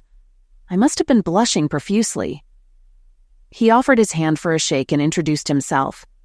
Despite seeing my wedding rings, he wasn't discouraged from trying to pursue me. It was flattering to think that a man like him could be interested in me. We conversed and laughed as we moved through the aisles, collecting our groceries. At the checkout, he confidently gave me his number and proposed lunch for the following week. Zara listened intently to Gloria's narrative, finding it strangely familiar. I almost threw away his card. As I left the store, I thought, sure, we'll have a passionate love affair, and then my husband will catch us. But I didn't. "What didn't you do?" Zara inquired, intrigued. I didn't toss his card. I kept it in my purse. Wow. On the way home, all I could think about was Louis. Darren arrived while I was putting away the groceries. I already felt guilty, so I snapped at him when he tried to help. It was like some unconscious defense mechanism. Poor Darren just asked if something was wrong. Oh my God, what did you tell him? I lied, naturally. I said I was just a little tired from shopping. Truthfully, I was secretly ecstatic. Anyway, Gloria continued, I knew I shouldn't call him. It was wrong. I also knew I was feeling vulnerable. I kept telling myself no, but I couldn't resist. I found one of the last payphones in the city and dialed the number on his card. We agreed to meet for lunch the next day. With anticipation, Zara waited for Gloria to take another sip of coffee before proceeding. Zara, as we headed to the restaurant, my emotions were all over the place. I felt a mix of terror, excitement, and intense desire. At one point, Louis reached across the table and held my hand. I felt a strong urge to be carnal with him, but guilt or maybe fear stopped me. Nonetheless, I couldn't act on it. But Louis persisted.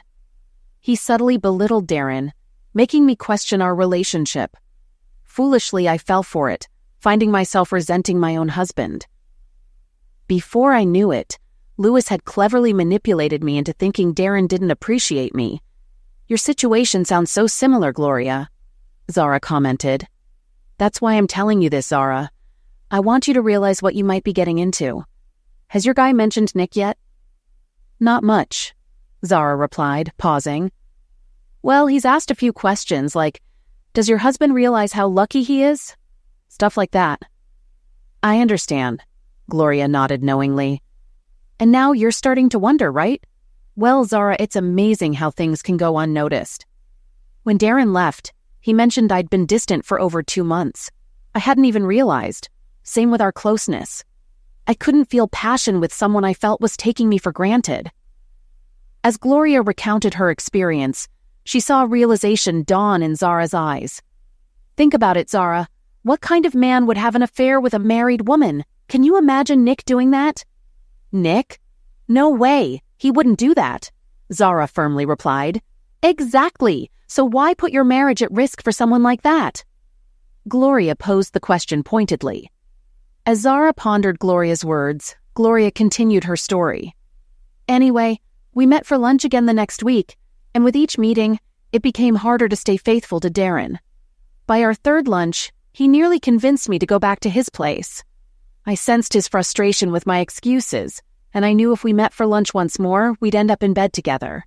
As we left the restaurant after our third lunch, I casually mentioned needing a new dress because Darren had planned a special anniversary outing. I hinted that we might go to a dance club we used to enjoy, reminiscing about our past fun there. Louis saw an opportunity and seized it. He insisted on joining us at the club, saying he'd dance with me.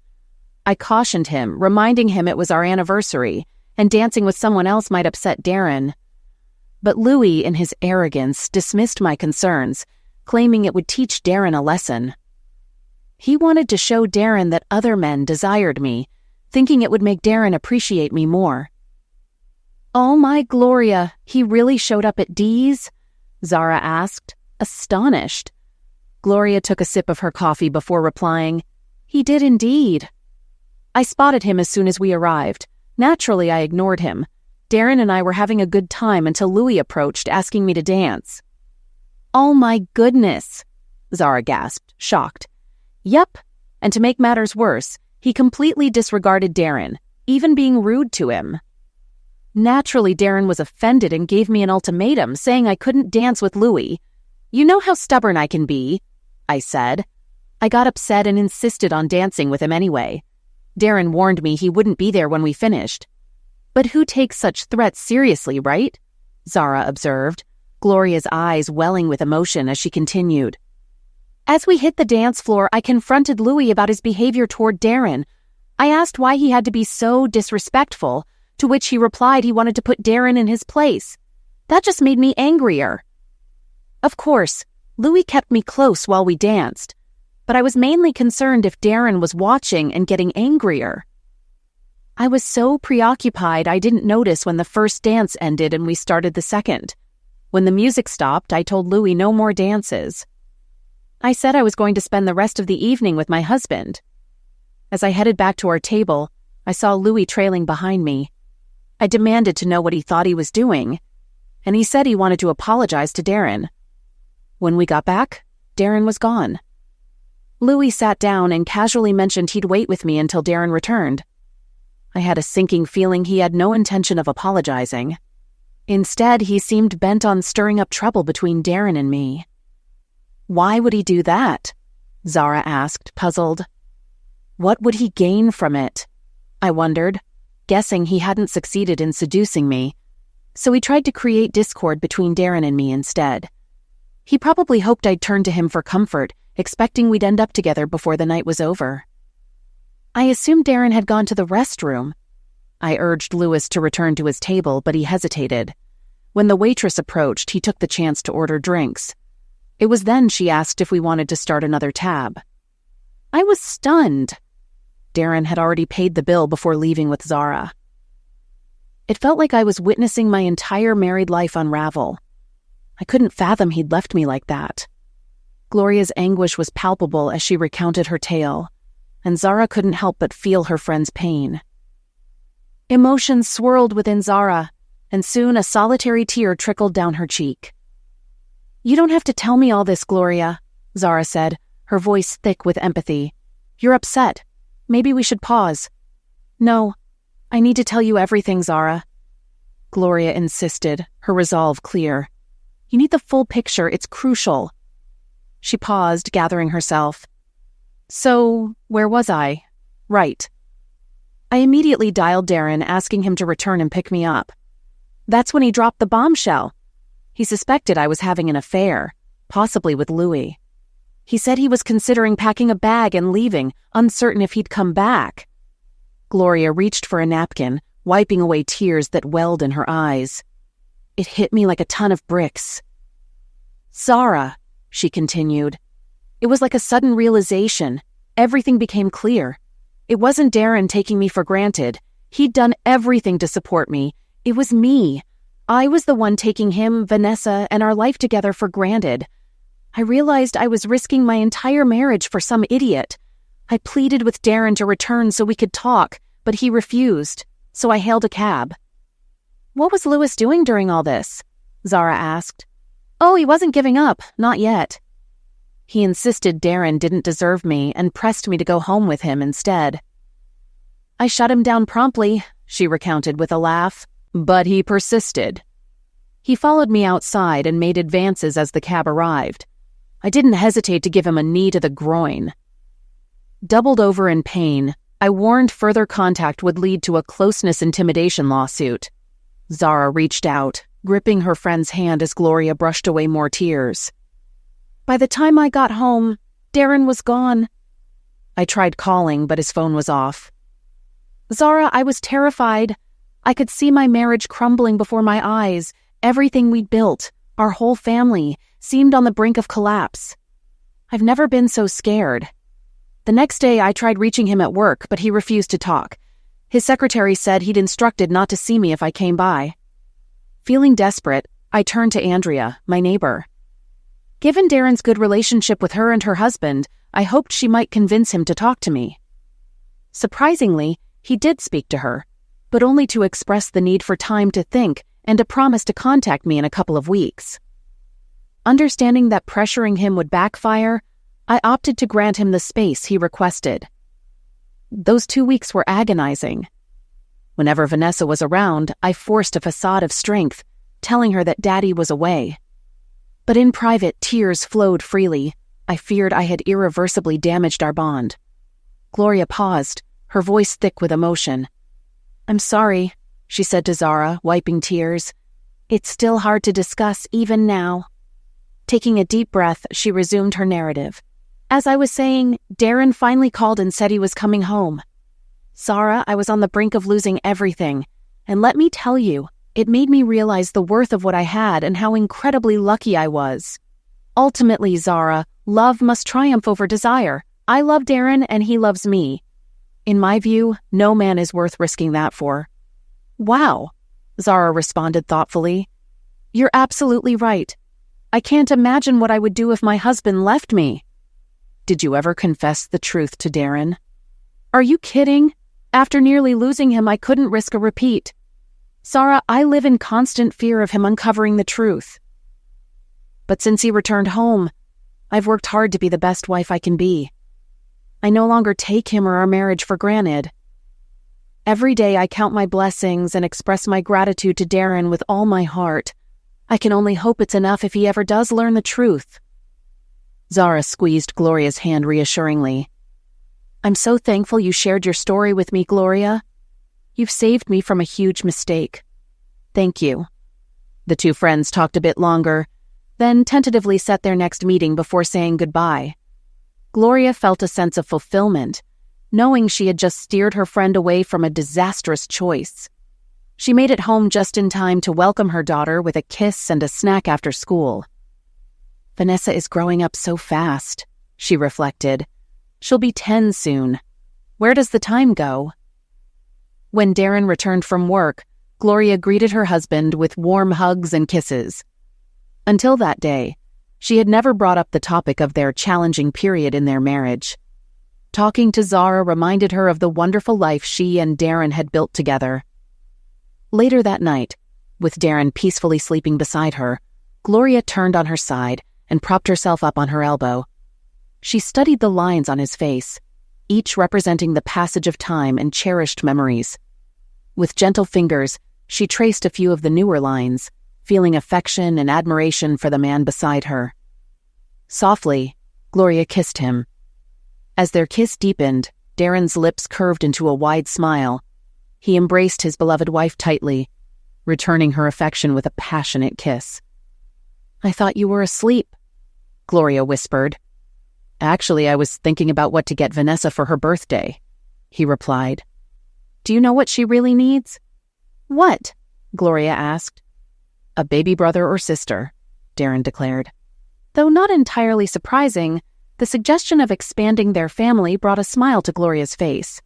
It seemed her husband had made the decision for them. Well, her birthday is only 2 months away, honey. Shouldn't we start? Gloria teased. Darren's grin widened. You read my mind. 2 months later, Vanessa celebrated her 10th birthday with a big party in the backyard. Mom and Dad invited all her friends, making sure there was plenty of ice cream and cake for everyone. After the festivities, Gloria and Darren surprised their daughter with another special gift and the joyful news of an upcoming baby brother.